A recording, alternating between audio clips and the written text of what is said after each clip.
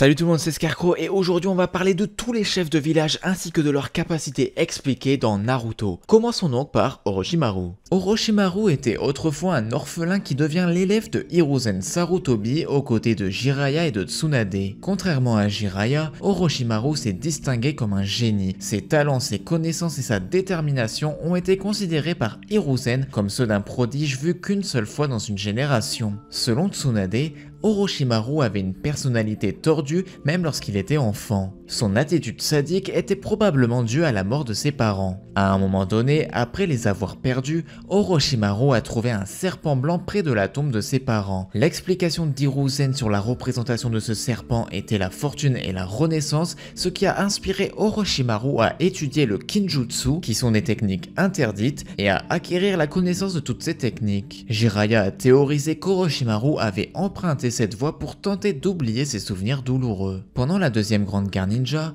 Orochimaru a rejoint Jiraiya et Tsunade dans la lutte contre Hanzo, qui leur a donné le titre des 3 ninjas légendaires de Konoha en récompense pour avoir survécu à leur bataille avec lui, tandis que le reste de leur groupe a été facilement abattu dans le processus. Sur le chemin du retour à Konoha, ils ont rencontré 3 orphelins d'Ame. Orochimaru a proposé de les tuer, mais par pitié, Jiraiya choisit de les former à la place. Dans l'anime, Orochimaru a orchestré le dernier déchaînement connu du démon à 8 queues. Pour cela, il s'est infiltré dans le village de Kumo et s'est fait passer pour le médecin de Blueby. Après le déchaînement du démon à queue, Orochimaru a obtenu la corne coupée du démon et en a récolté l'ADN. Pendant quelque temps, il fut parti de la racine, les forces spéciales, et il rencontra Kabuto Yakushi alors enfant et trouva qu'il possédait un talent de ninja malgré son jeune âge. Il accompagna Denzo pour obtenir l'aide de Nono Yakushi pour une mission et réclamèrent un enfant pour remplacer un de leurs ninjas. Ce fut Kabuto qui partit. Orochimaru eut peu d'élèves à Konoha, et la seule connue était Hanko Mitarashi, à qui il enseigna les techniques basées sur les serpents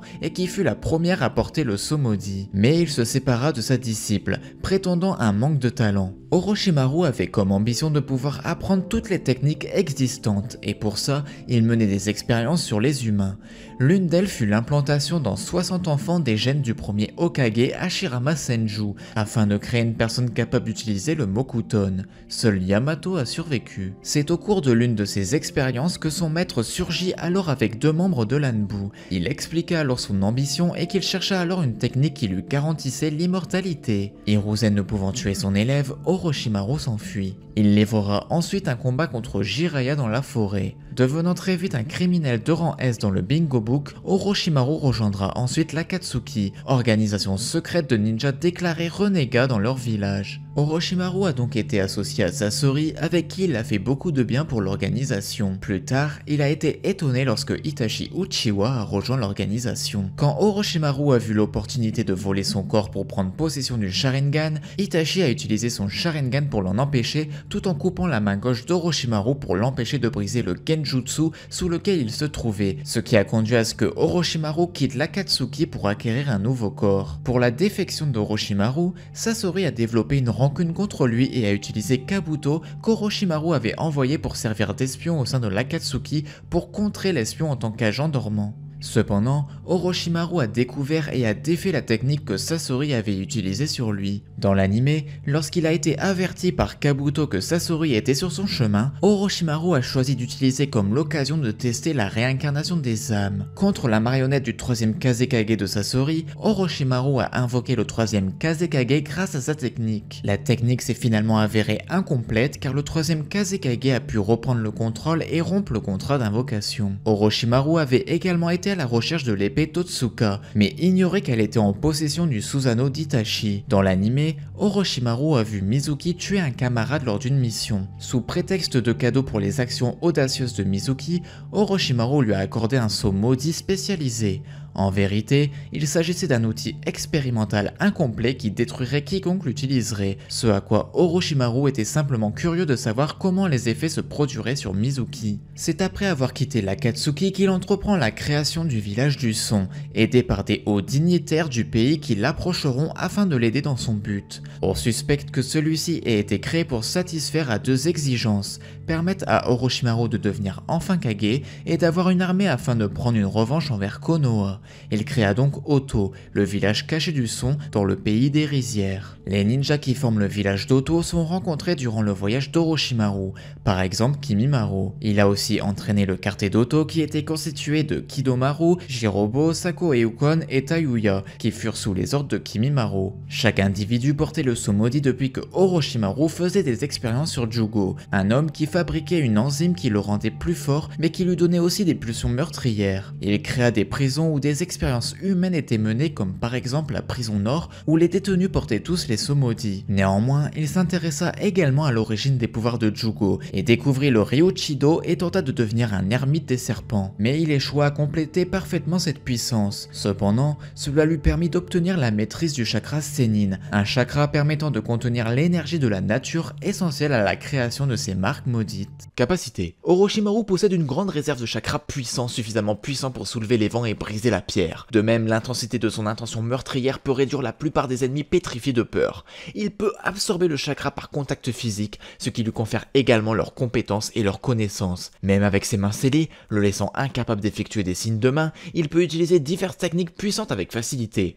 Orochimaru est aussi très habile en taijutsu, capable de submerger Sasuke dans la première partie, malgré sa clarté améliorée par le Sharingan. Il est également incroyablement rapide, capable de se déplacer avec un changement de direction si soudain qu'il laisse son adversaire désorienté. Dans sa quête d'immortalité et d'un corps parfait, Orochimaru a subi de nombreuses modifications au fil des ans. Il peut guérir de la plupart des blessures en peu de temps. Pour les blessures plus graves, comme une bisection, il peut se reconnecter ou régurgiter un nouveau corps complètement guéri. Le corps d'Orochimaru est également capable de s'étirer et de se transformer pour une plus grande maniabilité. Les modifications d'Orochimaru ont transformé sa véritable forme en un serpent blanc géant et un corps composé de nombreux petits serpents capables d'attaquer. Son sang est toxique et s'évapore dans l'air, paralysant quiconque l'inhale. Cette forme est utilisée pour la réincarnation mort-vivante, lui permettant de transférer son âme et son essence physique dans un nouveau corps en l'avalant tout entier. Il prend ainsi le contrôle de toutes les capacités de ce nouveau corps tout en conservant ses anciennes capacités et en prolongeant sa durée de vie. Cette technique ne peut être utilisée qu'une fois tous les 3 ans. Les âmes du corps qu'il a pris restent dans le subconscient d'Orochimaru qui peut modifier son corps à sa guise. Après la mort physique d'Orochimaru, alors que Kabuto modifiait fortement son corps avec diverses sources génétiques, y compris Orochimaru lui-même, Sasuke utilisa une partie de la chair de Kabuto comme base pour reconstituer Orochimaru.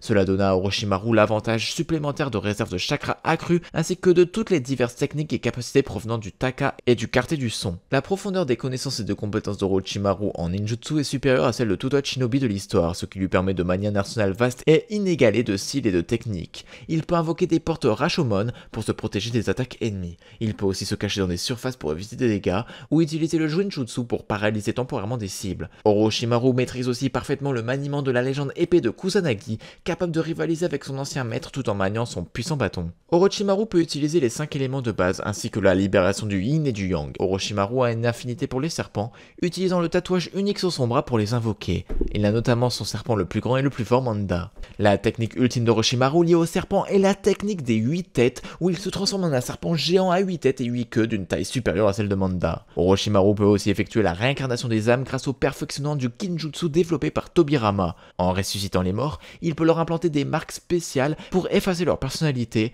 ou leur libre arbitre, lui accordant un contrôle total sur leurs actions. Au cours de ses recherches sur le clan de Jugo, Orochimaru a finalement retrouvé la source du pouvoir de la grotte Ryuchi et du Senjutsu.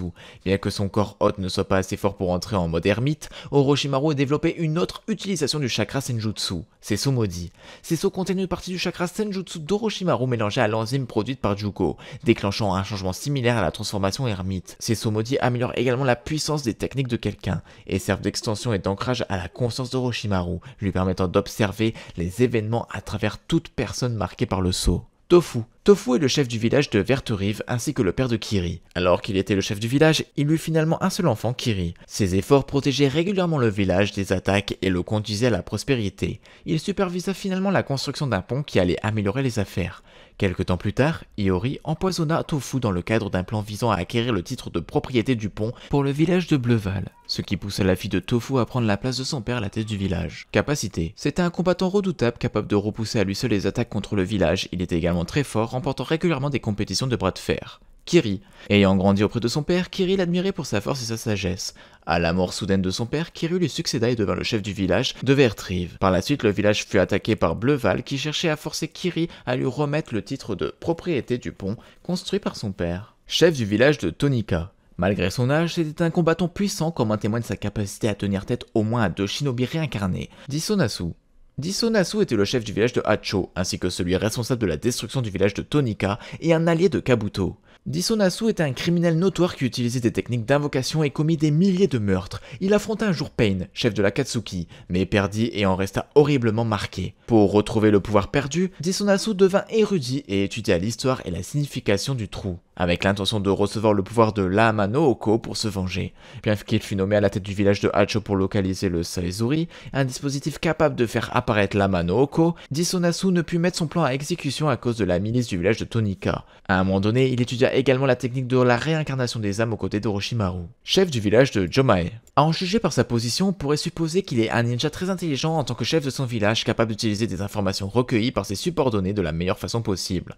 Sachant qu'il a préféré fuir ou se suicider plutôt que d'affronter une escouade de 3 genin, on peut supposer qu'il était physiquement faible. Seimei. Seimei était le fondateur du village de Takumi, connu pour créer des armes pour d'autres villages shinobi.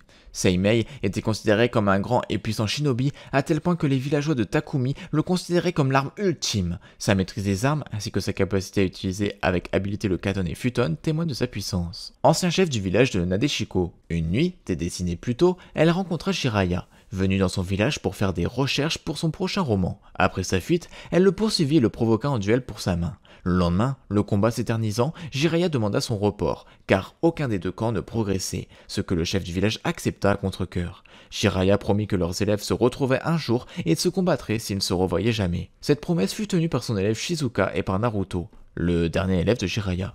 Capacité. On sait peu de choses sur ses capacités, mais dans sa jeunesse, elle était incontestablement une combattante redoutable, comme en témoigne sa capacité à combattre Jiraiya à son apogée pendant une journée entière, un combat qui s'est soldé par un échec. C'est également une experte en pistage capable de traquer Jiraiya à une distance considérable de son village, un atout dont le Sannin de la félicité. Elle était vraisemblablement experte en Kenjutsu, car c'était apparemment son style de combat préféré. Shizuka. Shizuka est une kunoichi et l'actuelle dirigeante du village de Nadeshiko. Elle était destinée à épouser un élève de Jiraiya capable de le vaincre, en raison d'une loi de son village. Alors qu'elle s'entraînait encore auprès de son mentor, Shizuka noua une relation avec un marchand nommé Sagiri, malgré la loi de son village. Alors qu'elle espérait un jour changer cette loi, Sagiri fut tué, ce qui poussa Shizuka à se consacrer uniquement à son entraînement et à ses devoirs envers le village, résignée à ne plus jamais aimer. Finalement, elle se dit qu'elle deviendrait plus forte un jour. À un moment donné, elle était devenue la cible de Kokyo, qui voulait la vaincre pour la marier et régner sur le village de Nadeshiko. Capacité.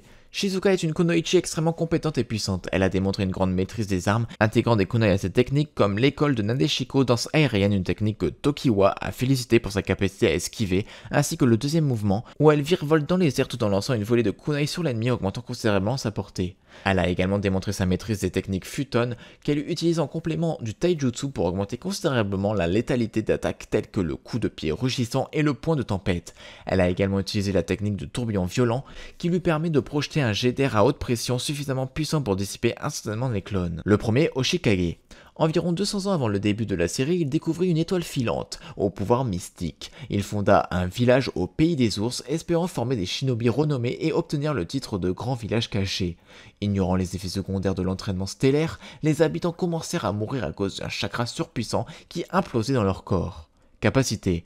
De par son rang élevé, le premier Oshikage était vraisemblablement un shinobi très puissant. Il découvrait l'utilisation de l'étoile qui avait fait la renommée d'Oshi et comment exploiter les bienfaits uniques de son chakra. Cependant, on ignore s'il faisait partie des rares personnes à ne souffrir d'aucun effet secondaire de l'entraînement. Le troisième Oshikage. Lorsque le troisième apprit les effets secondaires de l'entraînement de l'étoile, après que Natushi et Otarubi furent surpris en train de voler la météore, il les bannit pour leur tentative de cambriolage mais promit d'interdire l'entraînement des étoiles.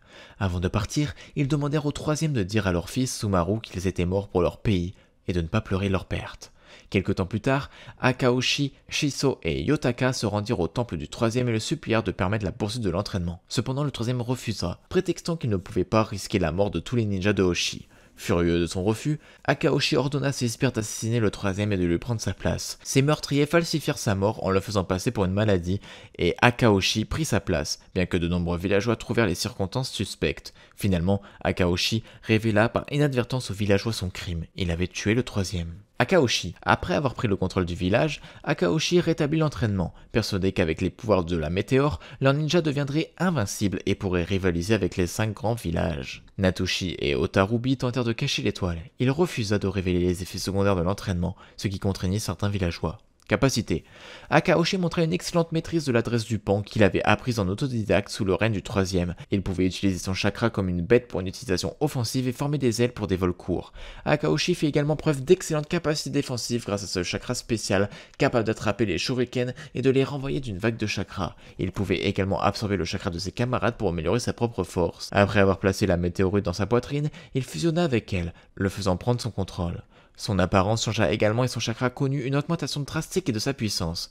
Grâce à cette augmentation et grâce à l'influence de la météorite, il parvint à créer un dragon avec le chakra des étoiles. Avec ce dragon, Akaoshi pouvait facilement submerger un grand nombre de ninjas d'Oshi, ainsi que Naruto avec des explosions et des vagues de chakra. Nagato. Nagato est originaire d'Ame, le village caché de la pluie. Durant son enfance, Nagato avait de longs cheveux rouges dont les mèches couvraient les yeux. Il est devenu orphelin au cours d'une guerre où participaient Konoha et Ame lorsque des ninjas de Konoha tuèrent par erreur ses parents en pensant qu'ils étaient des ninjas ennemis. C'est à ce moment qu'inconsciemment il fit usage de son Rinnegan, le plus puissant des dojutsu. Il a par la suite rencontré un chien errant, Chibi, et deux autres orphelins de son village, Yaeko et Konan. Tous les trois durent se débrouiller seuls pour survivre. Alors qu'ils recherchaient des ninjas pour les entraîner à maîtriser le ninjutsu, ils rencontrèrent les trois ninjas légendaires qui étaient en mission à Ame. Jiraiya décida de rester avec eux pour leur apprendre le ninjutsu. Peu après cette rencontre, Yaeko fut attaqué par un ninja d'Iwa, que Nagato tua sans le vouloir pour défendre son camarade. Jiraiya découvrit à cette occasion qu'il possédait le Rinnegan. Il ne cessa de développer le Rinnegan pendant les 3 années de l'entraînement avec Jiraiya jusqu'à maîtriser tous les types de manipulation de chakra. Après son départ, on ne connaît rien de leur histoire, Jiraiya ayant entendu parler d'eux de temps à autre. Il a également entendu des fausses rumeurs comme quoi ils auraient été tués. Il est à noter que Nagato et ses idéaux d'enfant ont inspiré Jiraiya pour le caractère du personnage principal de son premier livre, Chronique d'un ninja intrépide, auquel il donna le nom de Naruto. Par la suite, Yaeko forma l'organisation Akatsuki avec Konan et Nagato, ainsi que d'autres ninjas voulant la paix dans leur pays. Enzo décida de les éliminer, voyant en eux un danger potentiel pour son pouvoir sur Ame. Il leur tendit un piège en invitant Yaeko, Konan et Nagato à un rendez-vous où il fut accompagné de ses hommes et de Tenzo et de la Racine, avec qui il a scellé une alliance pour se débarrasser de l'Akatsuki,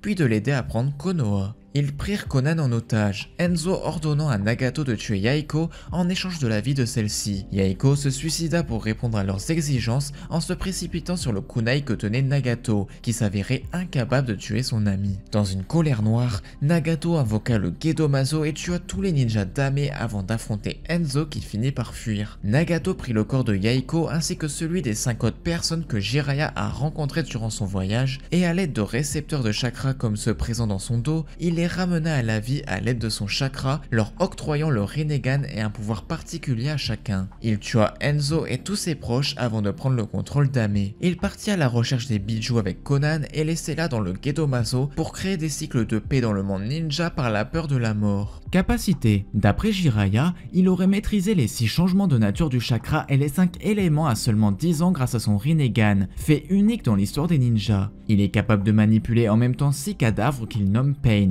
après leur avoir implanté des dizaines de piercings noirs, émetteurs et récepteurs de chakra, extrêmement résistants un peu partout sur le corps et sur le visage. Il contrôle de la même manière de nombreuses invocations que peut utiliser un de ses corps. Lorsque les 6 Pain sont réunis, ils forment le Pain Rikudo. Après la mort de son meilleur ami Yaeko, Nagato fera de son cadavre le corps principal parmi les 6. Bien qu'il réside la plupart du temps dans le village caché d'Ame, lorsqu'il désire manipuler les corps dans un lieu éloigné, Nagato doit lui aussi quitter le village et rester à une distance raisonnable des cadavres, dans un endroit le plus élevé possible pour maintenir un contrôle total sur eux. Nagato peut être considéré comme un 7ème Pain, ayant un pouvoir sur la vie et la mort, comme ressusciter une personne décédée récemment. Il possède aussi le pouvoir de tous les Pain réunis. Il a 7 pouvoirs puisqu'il a 7 corps de Pain. Le premier est le pouvoir d'absorber le chakra. Il peut absorber des techniques puissantes comme l'orbe Shuriken et même l'énergie naturelle, qui a d'ailleurs causé la perte de l'un de ses 6 corps de Pain. Son deuxième pouvoir est le pouvoir de faire des invocations surpuissantes et géantes. Les ninjas de Konoha ont d'ailleurs préféré chercher l'invocateur plutôt que de tenter de tuer les invocations, ce qui montre leur puissance. Le troisième pouvoir est le pouvoir de voir dans le souvenir des gens et d'arracher leur âme. Dès qu'il pose sa main sur la tête de sa victime,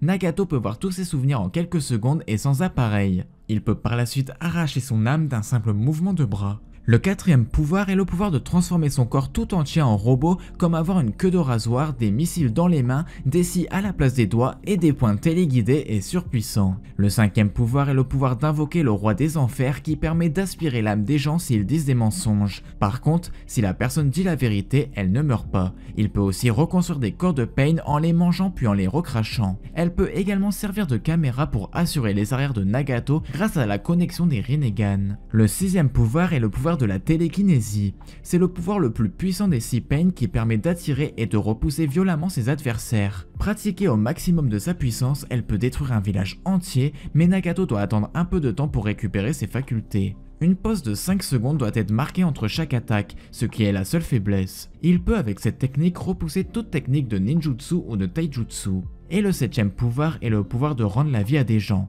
Grâce au roi des enfers, Nagato peut rendre la vie aux personnes qu'il a tuées, mais cela lui coûte énormément de chakra. Il est aussi à noter que l'un des pouvoirs du Rinnegan est l'invocation du Gedomazo, mais seulement ça l'a rendu cadavrique et incapable de se déplacer seul, diminuant ses capacités physiques à presque rien. On découvre toutes ses capacités quand il combat Naruto et Bi. Il utilise tous les pouvoirs des Pain et il est tellement fort que même Bi et Naruto ont dû recevoir l'aide d'Itachi pour pouvoir le vaincre. Sa vitesse d'exécution des techniques et sa puissance n'ont plus rien à voir avec celle que quand il utilisait des corps. Et pour finir, grâce à son Rinnegan, il peut utiliser sa technique la plus puissante qui est le Shibaku Tensei. Hanzo. Hanzo est un shinobi légendaire et l'ancien chef du village d'Ame. Durant l'enfance de Hanzo, une salamandre noire venimeuse décéda dans son village. Sa poche à venin fut alors implantée en lui dans l'espoir de créer un ninja venimeux résistant aux toxines. Il dut alors porter un masque en permanence afin de se protéger de son propre souffle empoisonné ou de la rupture de sa poche. Arrivé à l'âge adulte, Hanzo lutta contre le samouraï Mifune qu'il battit sans grande difficulté et l'empoisonna gravement. Mais en voyant la bravoure et le sens de l'honneur de ce dernier, il lui donna un antidote en précisant toutefois que ses chances de survie étaient minces et que seule sa détermination de vivre ferait la différence. Durant la deuxième grande guerre ninja, Hanzo se battit contre quelques ninjas de Konoha comme Jiraiya Tsunade et Orochimaru, seuls survivants d'une âpre bataille. Comme récompense pour cet exploit, il les nomma les ninjas légendaires et leur dit qu'ils devront porter ce titre en échange de leur vie sauvée. Il affronta également Shio de Suna à plusieurs reprises, ce qui permit à cette dernière d'analyser ses techniques. Des années plus tard, alors qu'un groupe de ninjas s'est mis en tête de mettre fin à la guerre par des moyens peu orthodoxes au sein de son pays, Hanzo les considéra comme une menace pour son pouvoir et chercha à se débarrasser d'eux. Il s'associa à Denzo de la racine de Konoha pour tuer le chef du groupe, Yaeko. Il attira Yaeko à une réunion où il força Nagato, coéquipier de Yaeko, à tuer Yaeko en échange de la vie de Konan. Cependant, Yaeko se sacrifia en s'empalant avec le kunai de Nagato pour épargner à son ami l'angoisse et la charge de le tuer lui-même. Nagato abattit en représailles les forces de Hanzo avec les shinobi de la racine qui étaient venus en aide à Hanzo. Après une brève escarmouche avec Nagato, Hanzo fuit la scène réalisant qu'il ne pourrait pas faire face à Nagato tant il était tellement en colère et s'échappa ainsi. Nagato, sous le pseudonyme de Pain, déclencha plus tard une guerre civile au sein d'Ame et plus tard aurait tué à lui seul Hanzo. Capacité. Hanzo fut facilement reconnu comme l'un des plus puissants ninjas de son temps et une icône pour le monde entier shinobi en raison de ses compétences. Sa puissance était telle que Jiraiya eut un choc intense en entendant qu'il avait été vaincu à lui seul par Pain. La vitesse de Hanzo fut dite inégalée dans l'eau. Hanzo pouvait utiliser le Katon et au cours de sa tentative de tuer Nagato, il démontra des compétences impressionnantes pour combiner ses techniques avec des techniques de piège comme il avait non seulement anticipé l'attaque de Nagato, mais il avait également placé correctement une série de parchemins explosifs en préparation pour une telle éventualité. Comme j'ai dit précédemment, Hanzo maîtrisait aussi un bon nombre de techniques liées au poison. Depuis sa jeunesse, Hanzo s'exerçait à manier une Kusarigama avec beaucoup d'aisance, étant capable d'égaler et même de surpasser différents adversaires dangereux en apparence par l'utilisation de cette arme tout seul, y compris le réputé Mifune. Hanzo était également capable d'utiliser la technique d'invocation, avec quoi il invoquait sa salamandre Ibuse. Ishikawa. Ishikawa était le premier Tsuchikage à l'origine de la fondation d'Iwa dans le pays de la Terre. Dans l'anime, il fut affirmé comme appartenant au clan Kamizuru. On le voit faire nettoyer une pierre à Onoki qui trouve que le symbole d'Iwa fait pâle figure face au visage de pierre des Hokage de Konoha. C'est alors que le premier Tsuchikage prit la pierre, la jeta et la remplaça par une autre. Par ce geste, il expliqua que les symboles représentés par les Kage, donc l'apparence, n'est rien comparé à la volonté d'une personne. Cela montra que le premier Tsuchikage avait des valeurs et de l'espoir envers les générations suivantes, et c'est ce souvenir qui permet à Onoki de se sauver la vie ainsi que celle des 4 autres Kage. On le vit au premier sommet des Kage avec Hashirama, accompagné de Mu. Capacité. Le premier Tsuchikage devait être un ninja d'exception de par son titre de Tsuchikage. Tout comme ses successeurs, il montra son aptitude à léviter dans les airs. Dans l'anime, il a été fait allusion au fait qu'il utilisait des ninjutsu basés sur les insectes comme style de combat. En effet, la particularité de son clan, Kamizuru, était des techniques basées sur la maîtrise des abeilles. D'ailleurs, dans l'anime, pendant l'arc de recherche de Bikocho, il fut révélé qu'après la mort du Tsuchikage, sa petite fille, Suzumebachi, chercha les parchemins secrets qui contenaient des techniques secrètes sur l'art de dompter les insectes. Elle et ses frères partirent à la recherche du Bikocho pour les aider à les retrouver, mais elles furent arrêtées par un groupe de ninjas de Konoha. Le deuxième Tsuchikage, Mu. Quelque temps avant la première grande guerre ninja, Mu et Onoki rencontrèrent Madara Uchiwa après qu'une alliance eût été formée entre leurs villages respectifs. Malgré leur statut, Madara a hardiment déclaré que Konoha resterait la puissance dominante et qu'en tant que tel, il devrait obéir à tous les ordres donnés. Ils décidèrent donc d'affronter Madara, mais ils se font battre à plat de couture. Mu a accompagné le premier Tsuchikage au tout premier sommet des 5 Kage. Il se tenait derrière le premier Tsuchikage, observant la procédure. Au cours de sa vie, Mu a enseigné à Onoki comment utiliser le Jinton. C'est à l'époque de Mu, en tant que second Tsuchikage, que Iwa a commencé à essayer activement d'acquérir d'autres bêtes à queue, ayant déjà Son Goku et Kokuo. Il combattit aussi le deuxième Mizukage, et les 2 Kage succombèrent à l'issue de cet affrontement. Capacité. Ayant été l'un des 5 Kage, Mu est un ninja extrêmement puissant. Il fait preuve d'une capacité d'analyse et d'une connaissance remarquable. Il semble également posséder d'étonnantes capacités sensorielles. Il est parvenu à identifier les similitudes entre le chakra du 4e Kazekage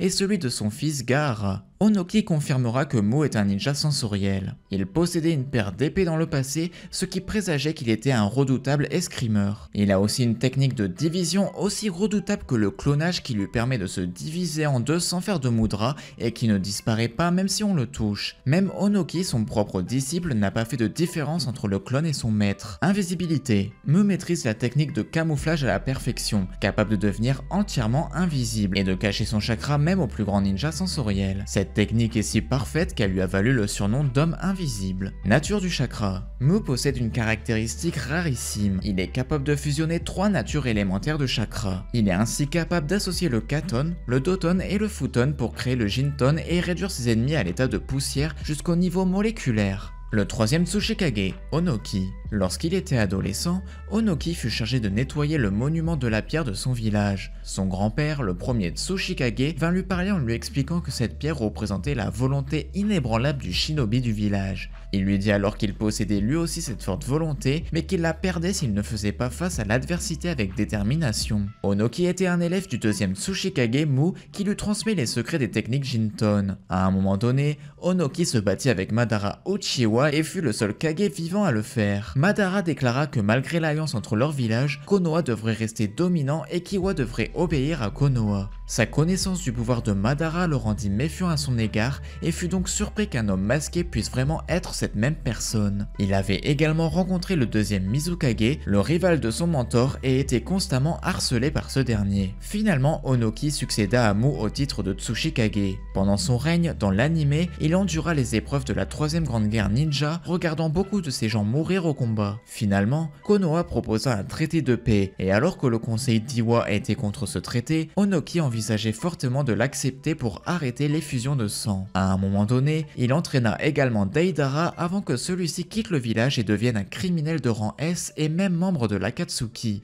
Comme Tsuchikage, il embaucha l'Akatsuki plusieurs fois pour leur service, qu'il rationna par son inquiétude face à la militarisation inébranlable de Kumo. Il connut apparemment le 4e Raikage dans sa jeunesse. Plus tard, dans l'anime, Onoki reçut une invitation de Konoha et Suna afin de participer à un impromptu examen Chunin. Pensant avec arrogance qu'il s'agissait d'une tentative des 2 villages de mieux évaluer la force d'Iwa pour une guerre à venir, Onoki refusa rapidement l'offre, répondant simplement que son village était trop occupé. Capacité. Onoki est le plus vieux des Kage actuels car aucun ninja de son village n'a été suffisamment puissant pour le détrôner de son titre malgré son grand âge. De par son âge, il a une grande expérience de combat et de technique. Il possède possède plusieurs aptitudes rarissimes et puissantes. D'après Mu, l'élément Jinton permettrait de vivre plus vieux. Ninjutsu, sa capacité de lévitation lui permet de voler sur de longues distances sans se fatiguer. Il a même réussi à porter la tortue géante sur une longue distance en volant. Nature de chakra, lui aussi peut utiliser le Jinton. Grâce à cet élément, il peut faire disparaître les éléments au niveau moléculaire. Cependant, cet élément demande beaucoup de chakra et après une utilisation répétée, il ne peut plus l'utiliser. Il a aussi une bonne maîtrise des techniques d'automne comme l'indique son titre. Il peut faire des clones de pierre, faire apparaître un point de terre autour du sien pour infliger des dégâts plus importants et diminuer ou augmenter le poids de tout ce qu'il touche. Ces techniques d'allègement et d'alourdissement sont très utiles dans les combats, comme quand il allège le poids du Raikage pour augmenter sa vitesse ou quand il a augmenté le poids de son point de terre pour qu'il brise la palourde du deuxième Mizukage. Il a aussi su alléger une météorite tout entière. Le quatrième Tsuchikage, Kurotsuchi.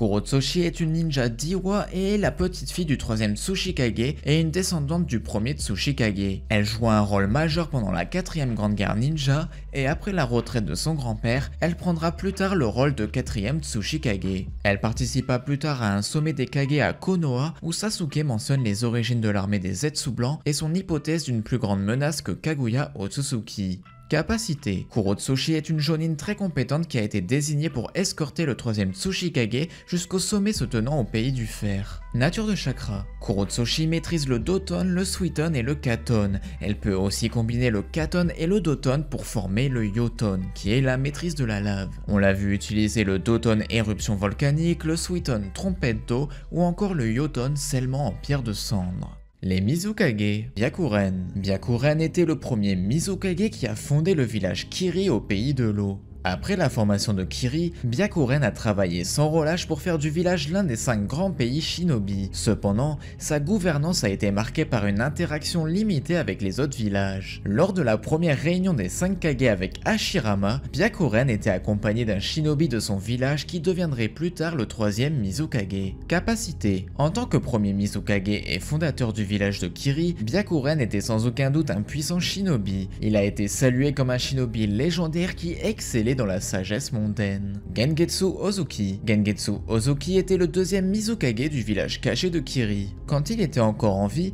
il entretenait une certaine intimité avec le second Tsuchikage Me, mais tous deux finirent leur vie en s'entretuant durant leur confrontation finale. De cette rivalité, il connut également Onoki quand ce dernier n'était encore qu'un enfant et qu'il n'arrêtait pas de taquiner. Capacité. Le 2e Mizukage était sans aucun doute l'un des ninjas les plus puissants de son époque, de par son statut de Kage et le fait qu'il ait réussi, même au prix de sa propre vie, à tuer le 2e Tsuchikage qui était lui-même extrêmement puissant. Il révéla qu'il savait bien utiliser le Genjutsu et le Yin et qu'il pouvait invoquer une palourde sûrement très puissante. Genjutsu. La technique du 2e Mizukage consistait à invoquer une palourde géante afin qu'elle libère une fumée qui les transformait tous les deux en mirage. Le 2e Mizukage ne craignait alors plus aucune attaque tant que la palourde était intacte. De plus, la palourde devenait également un mirage afin de se protéger des tentatives d'attaque. La palourde se cachait alors derrière le Mizukage afin que celui-ci la protège tant qu'il restait en mirage. Ninjutsu. Le 2e Mizukage était un membre du clan Ozuki, donc il pouvait utiliser la technique de liquéfaction pour changer son corps en eau. Il possédait la particularité d'avoir une eau mélangée à de l'huile ayant des effets variés et intéressants. Son huile lui permit de désagréger le sable de Gaara, démontrant son efficacité. Le fait qu'il pouvait utiliser de l'eau même dans des lieux qui en étaient dépourvus le rendait très dangereux contre ses adversaires car ces techniques pouvaient être mortelles si on était touché directement. Il pouvait utiliser un pistolet à eau héréditaire de son clan avec de multiples bulles qui pouvaient même exploser. Brume du tyran. Sa technique suprême était les brumes du tyran, qui lui permettaient de créer un clone fait d'eau et d'huile qui, dans un premier temps, se rétrécit et attaque l'adversaire avec une sorte d'excroissance aqueuse prenant la forme d'une lame sortant de son bras. Cette version miniature est véloce et peut donc esquiver les coups avec rapidité. Lorsqu'il bouge, il accumule de la chaleur au fil du temps et grossit en conséquence pour transformer l'eau en vapeur et ensuite exploser. La vapeur se refroidissant, redevient de l'eau sous forme liquide, refermant l'épiderme du clone qui pouvait recommencer ce cycle sans fin. Cette technique était telle que même Mu, le 2e Tsuchikage, ne pouvait rien contre lui. Le 3e Mizukage. Le 3e Mizukage était le chef du village de Kiri. Il accompagna le premier Mizukage au tout premier sommet des 5 Kage qui se déroula à Konoha pendant la première grande guerre shinobi. Il se tenait derrière le Mizukage, observant avec attention le déroulement de la réunion. Capacité. Bien que ses compétences restent pour la plupart inconnues, le fait qu'il a été choisi comme Kage de son village suggère qu'il était le shinobi le plus puissant de Kiri de son temps, car le village ne choisit que le guerrier le plus fort comme chef. Avant même de devenir le Mizukage, sa puissance était telle qu'il fut choisi pour être le garde du corps du premier Mizukage. Yagura Karatashi. Yagura était le Jinchuriki du démon à 3 queues et le 4e Mizukage. On se souvient principalement de Yagura pour son règne sanglant qui a contribué à ce que Kiri soit bien connu sous le nom de village de la brume sanglante. Enfant, Yagura a participé au rituel barbare du village où les étudiants de l'académie étaient obligés de s'entretuer pour obtenir leur diplôme. Suite à la renaissance du démon à 3 queues après avoir été tué par Rin Nohara, la bête à queue a été scellée dans Yagura et il a appris à contrôler ses pouvoirs au cours des années suivantes. En tant que Jinchuriki, il est devenu la 3e personne à avoir un contrôle total sur une bête à queue. Yagura, étant le shinobi le plus fort de son village à cette époque, a été élu 4e Mizukage. Dans l'anime, lorsque 2 membres de l'Akatsuki ont infiltré le pays de l'eau, Yagura a rejoint les forces spéciales pour les appréhender. Alors que son unité a été tuée par le duo, Yagura est rapidement entré dans son mode version 2 et a tué Juzobiwa. Avant qu'il ne puisse continuer ses efforts, Itachi Uchiwa a pu immobiliser Yagura avec Amaterasu. À un moment donné, Yagura a tué le grand-père d'Iwabe. À cette époque, un homme masqué qui prétendait être Madara Uchiwa a pris le contrôle de Yagura, prenant effectivement le contrôle du village. Au cours de son règne, il est devenu largement connu pour sa main dans divers crimes tels que l'exploitation de l'argent des faibles et sa tolérance zéro contre toute dissidence dans le village, renforçant son surnom de village de la brume sanglante. Après que Kisame ait tué Fuguki pour avoir divulgué des informations à d'autres villages, Yagura a félicité Kisame pour avoir tué le traître avant que Madara ne révèle qu'il manipulait le Mizukage. Son règne tyrannique a conduit de nombreux habitants de Kiri à croire qu'il était manipulé, ainsi que d'autres villageois qu'il voulait qu'il soit exécuté. Zabuza était un individu qui était en désaccord avec le règne de Yagura, auquel il a mené un coup d'état qui s'est terminé par une tentative ratée sur sa vie. Finalement, le Byakugan Dao a réussi à dissiper le Genjutsu de Tobi qui a eu un effet fatal sur le 4e Mizukage peu de temps après. Dans l'anime, Kiri pleurait toujours la mort de Yagura peu de temps avant les examens communs de Chunin. Bien que Yagura soit mort peu de temps après que l'emprise de Tobi lui ait été brisée et que le démon à 3 queues ait été extrait par la suite, il a engendré un enfant avant sa mort, qui a ensuite eu Kagura. Capacité. Yagura était autrefois le shinobi le plus puissant de son village, ce qui a conduit à son élection en tant que 4e Mizukage. Il a également maîtrisé le pouvoir d'Isobu à un jeune âge, devenant un parfait Jinchuriki. Ninjutsu. Yagura utilise le Suiton avec son arme, ce qui lui permet de créer des miroirs d'eau qui peuvent refléter les attaques en faisant pivoter le miroir de 90 degrés, faisant émerger et matérialiser les reflets du miroir pour entrer en collision. Dans l'anime, il maîtrise également le Futon car il est capable de dissiper rapidement un épais brouillard avec une forte rafale. En tant que Jinchuriki, il est capable de se transformer en démon à queue et de se recroqueviller en boule comme le fait si souvent Isobu. Mei Terumi. Mei Terumi est le 5e Mizukage de Kiri. À la fin du règne terrible de Yagura, elle est devenue Mizukage et a travaillé sans relâche pour reformer les politiques internes et recréer des relations diplomatiques avec d'autres villages. En tant que jeune fille, à l'âge de 9 ans, Mei a dû endurer le brutal rituel de remise des diplômes de l'académie de Kiri. Vivant à travers les jours sombres du village de la brume sanglante, elle s'est battue trempée du sang des autres et du sien pour le bien du village. Après avoir pris ses fonctions en tant que Mizukage, Mei a rencontré des défis tout en luttant pour annuler l'héritage négatif laissé par le 4e Mizukage et la propre histoire du village. Dans l'anime, au lendemain du décès de Yagura, Mei a reçu une lettre du 5e Kazekage et Hokage, demandant si Kiri participerait au prochain examen de Chunin que leur village hébergeait. Après avoir écouté ses conseillers, Mei a informé le Hokage que son village ne le rejoindrait pas. Capacité. Elle possède une force physique impressionnante et est capable de frapper quelqu'un avec Hiramakarei alors que même Chojuro, son possesseur, a du mal à la transporter. Elle semble aussi connaître la manière dont les organisations de son village fonctionnent car elle sait qu'elle ne peut pas neutraliser le saut des boucles d'oreilles Dao et que seul l'Anbu de Kiri le peut. Ninjutsu. Mei possède 3 natures de chakra, Katon, Doton et Suiton, et peut les combiner pour former 2 Kekkei Genkai, la maîtrise du Yoton qui est la lave et du Huton qui est la vapeur. Ces Ces techniques très puissantes ont certainement permis à Mei de devenir Mizukage. Elle montre la puissance de cette technique lorsqu'elle affronte Sasuke au sommet des 5 Kage. Ces techniques lui servent surtout à dissoudre ses adversaires. Ces techniques Futon lui permettent même de faire fondre les codes de Susanoo, ce qui prouve sa grande puissance. Elle peut contrôler la nocivité de sa vapeur, lui permettant aussi bien de la rendre inoffensive que destructrice. Elle utilise ses sorts Yoton contre Madara Uchiwa en combinant avec le 4ème Raikage. Lors de son combat face à Madara Uchiwa, elle montre sa grande maîtrise du Suiton en utilisant des techniques très puissantes capables de contrer les techniques de Katon de Madara. Elle arrive facilement à combiner ses techniques Suiton et le sable de Gaara. La puissance de son Suiton est telle qu'elle arrive à utiliser le dragon à queue dans un désert. Chojuro. Chojuro est un membre des 7 épéistes de la brume. Il porte une épée à 2 mains appelée Hiramakarei. Il sert de serviteur du 5ème Mizukage avant de devenir plus tard le 6ème Mizukage. Il participa à la 4ème grande guerre ninja et assistera plus tard à un sommet des 5 Kage pour une menace potentielle encore plus grande que Kaguya. Capacité. Chojuro est un épéiste suffisamment puissant pour avoir accédé au rang d'un des 7 épéistes de la brume de Kiri. Malgré son manque de confiance en lui évident, il a tout de même été choisi pour escorter le Mizukage au sommet. Son épée permet de diffuser le chakra sous forme particulière. Le choc en résultant est considérable, étant donné qu'il est même capable de faire reculer Susanoo. En revanche, la porter pendant longtemps est extrêmement fatigant pour Chojuro.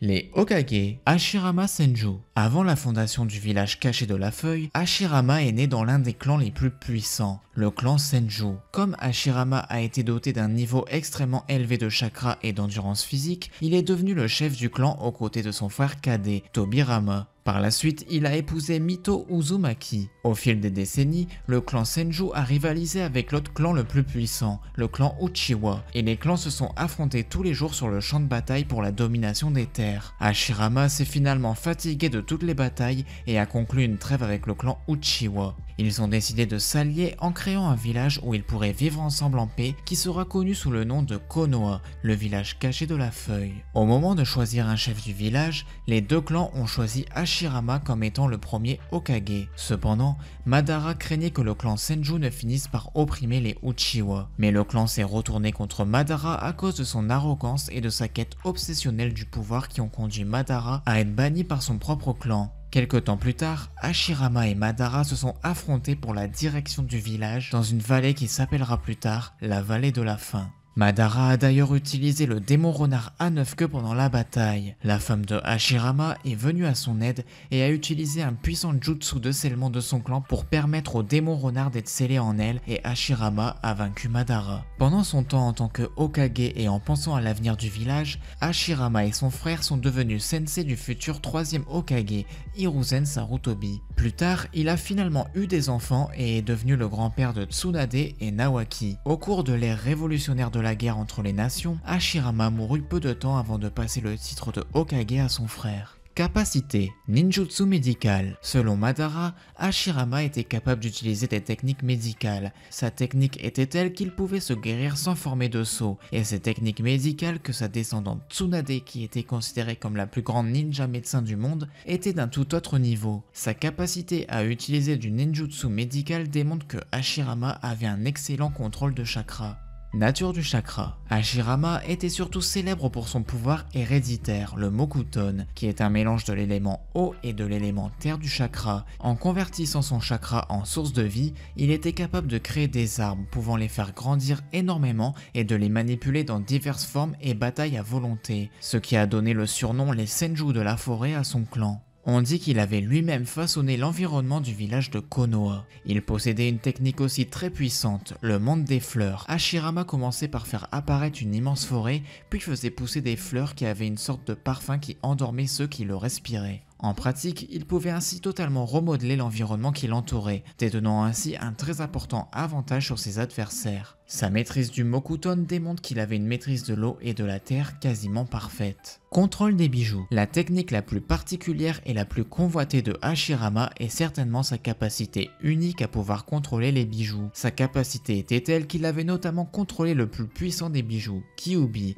mais aussi plusieurs autres bijoux en même temps. Cette habilité provenait directement de son son pouvoir héréditaire. Hashirama invoquait alors des piliers spéciaux en bois entourant le bijou, puis annihilait son chakra plus ou moins rapidement dans la zone délimitée. Une pierre précieuse spéciale répondait étrangement à son chakra et permettait d'accroître cette capacité.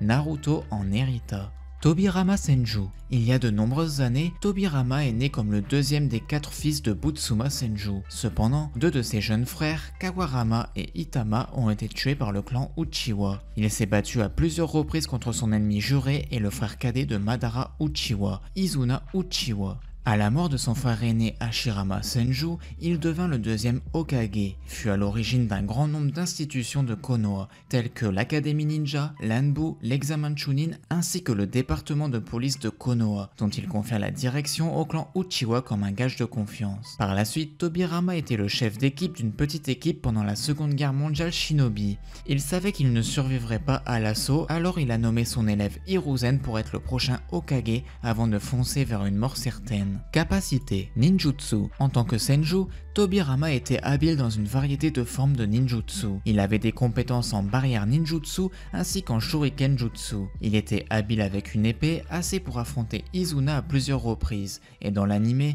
il était le détenteur d'une puissante épée aux propriétés électriques appelée épée du dieu de la foudre. Sa lame rétractable était assez résistante pour contrer un Chidori ou un orbe tourbillonnant. Il pouvait également créer plusieurs clones pour l'aider au combat. Tobirama était aussi un ninja sensoriel, c'est-à-dire qu'il ressentait la présence et le nombre de sources de chakra autour de lui. Pour cela, il lui suffisait de toucher le sol avec son index. Nature de chakra. Tobirama devait sa célébrité à sa maîtrise absolue du Suiton. Il était en effet capable d'exécuter des techniques d'éléments eau dans des endroits secs, en se servant des molécules d'eau dans l'atmosphère. Il est ainsi considéré comme le maître incontesté du Suiton, meilleur que Zabuza ou Kisame. Tobirama était également capable d'utiliser la technique Suiton Dragon à queue avec seulement 3 mudras, lui évitant ainsi les 40 sauts à effectuer pour cette technique. Ninjutsu d'espace-temps.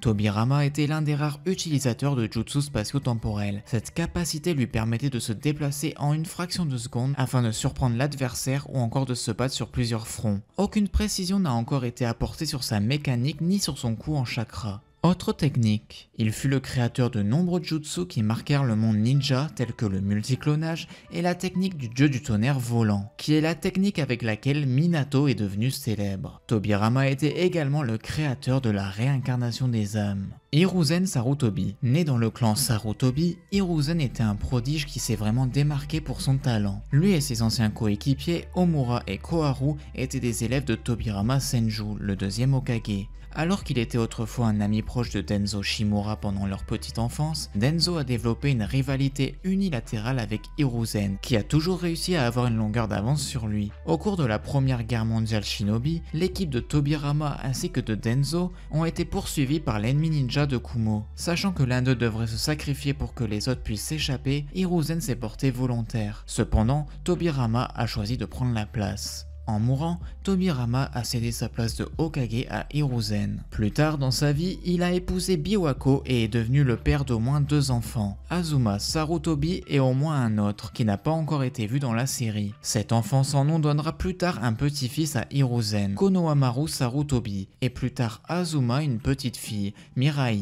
Avant la Seconde Guerre Ninja, Hiruzen est devenu le professeur de Jiraiya, Orochimaru et Tsunade. Appréciant le talent naturel d'Orochimaru, Hiruzen le considérait comme un génie unique dans sa vie. Cependant, tout en expliquant à Orochimaru la signification symbolique d'un serpent blanc que le garçon a trouvé près de la tombe de ses parents, Hiruzen, sans le savoir, a fait sombrer son élève en tentant de l'en éloigner. Après avoir servi comme Hokage pendant de nombreuses années, Hiruzen a commencé à chercher un successeur. Alors qu'il espérait pouvoir céder le poste à Orochimaru, il vit qu'il ne s'intéressait qu'au pouvoir qu'il offrait. Bien qu'il se soit tourné vers Jiraiya, Hiruzen a plutôt nommé l'étudiant de Jiraiya, Minato Namikaze, comme son successeur. Capacité. Maître des jutsu. Fidèle à son surnom de professeur, il maîtrise toutes les techniques de Konoha et a une très vaste connaissance en cette matière. Sa maîtrise des jutsu est totale, ce qui lui permet d'être à la fois précis et surpuissant dans leur utilisation. Lorsqu'il s'apprête à combattre sérieusement, sa production de chakra est d'une rare intensité et l'exécution des sauts est d'une très grande rapidité.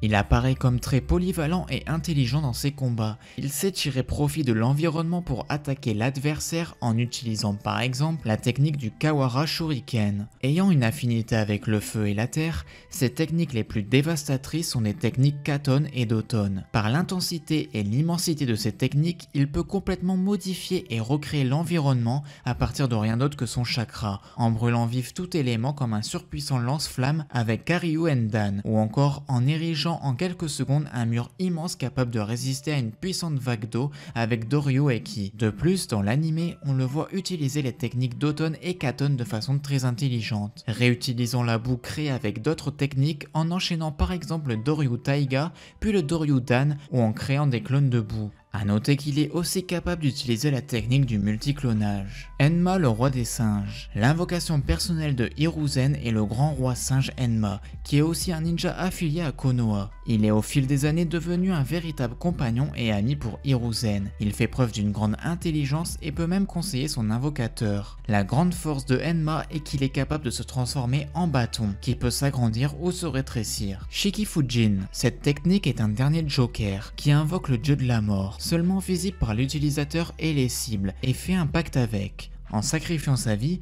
l'utilisateur peut aussi emporter n'importe quelle autre personne avec lui. Néanmoins, elle nécessite que l'utilisateur garde conscience, et donc ne meure pas, et que les cibles soient immobilisées le temps de l'extraction de leur esprit par la main du Shinigami.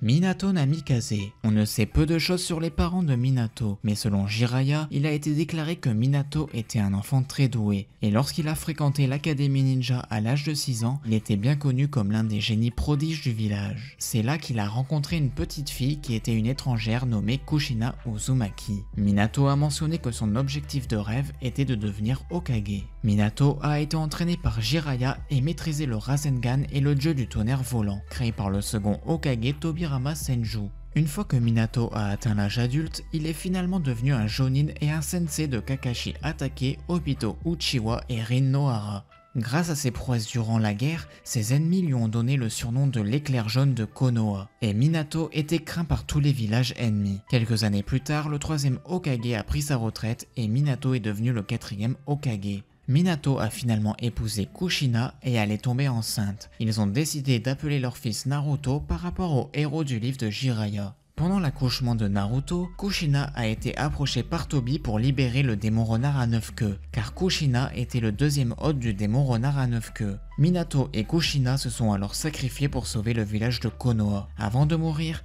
ils ont scellé le démon renard à 9 queues dans Naruto, Naruto devenant à son tour l'hôte du démon renard à 9 queues.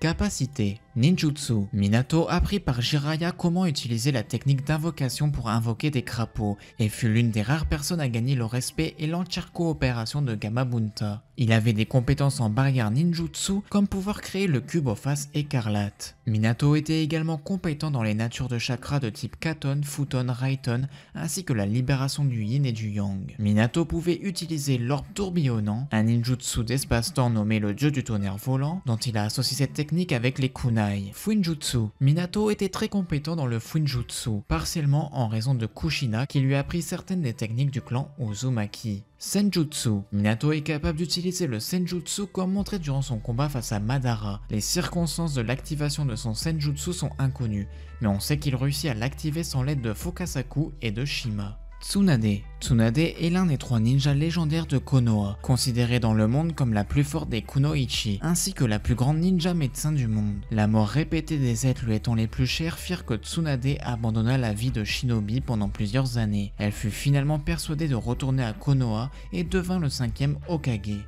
Capacité. Force physique exceptionnelle. De par sa maîtrise parfaite de son chakra, Tsunade peut concentrer une grande quantité de chakra dans chaque partie de son corps et leur donner plus de puissance. Ninjutsu médical. Elle entre dans la légende non seulement grâce à sa force physique, mais principalement car c'est la meilleure kunoichi médecin de la planète. Elle connaît beaucoup de sortes de guérisons et la bonne façon de les utiliser. Elle soigne également très rapidement et efficacement. Sa formidable connaissance du corps humain et du fonctionnement du réseau nerveux lui permet d'injecter des flux électriques dans le système nerveux de son adversaire en frappant dans les cervicales. Cela perturbe le signal électrique de la victime et dérègle les mouvements du corps, tels que le fait de vouloir bouger la main droite provoque un mouvement de la jambe gauche à la place. Tsunade est également capable de créer un scalpel de chakra pour des opérations chirurgicales et pour pouvoir infliger des lacérations internes, voire attaquer les organes internes. La plus puissante technique médicale de Tsunade est un saut sur son front qui lui permet une régénération instantanée de toutes ses blessures. Invocation. Tsunade a pour invocation Katsuyu, sa dévouée limace. Elle lui est très dévouée et exécute tous ses ordres sans rechigner.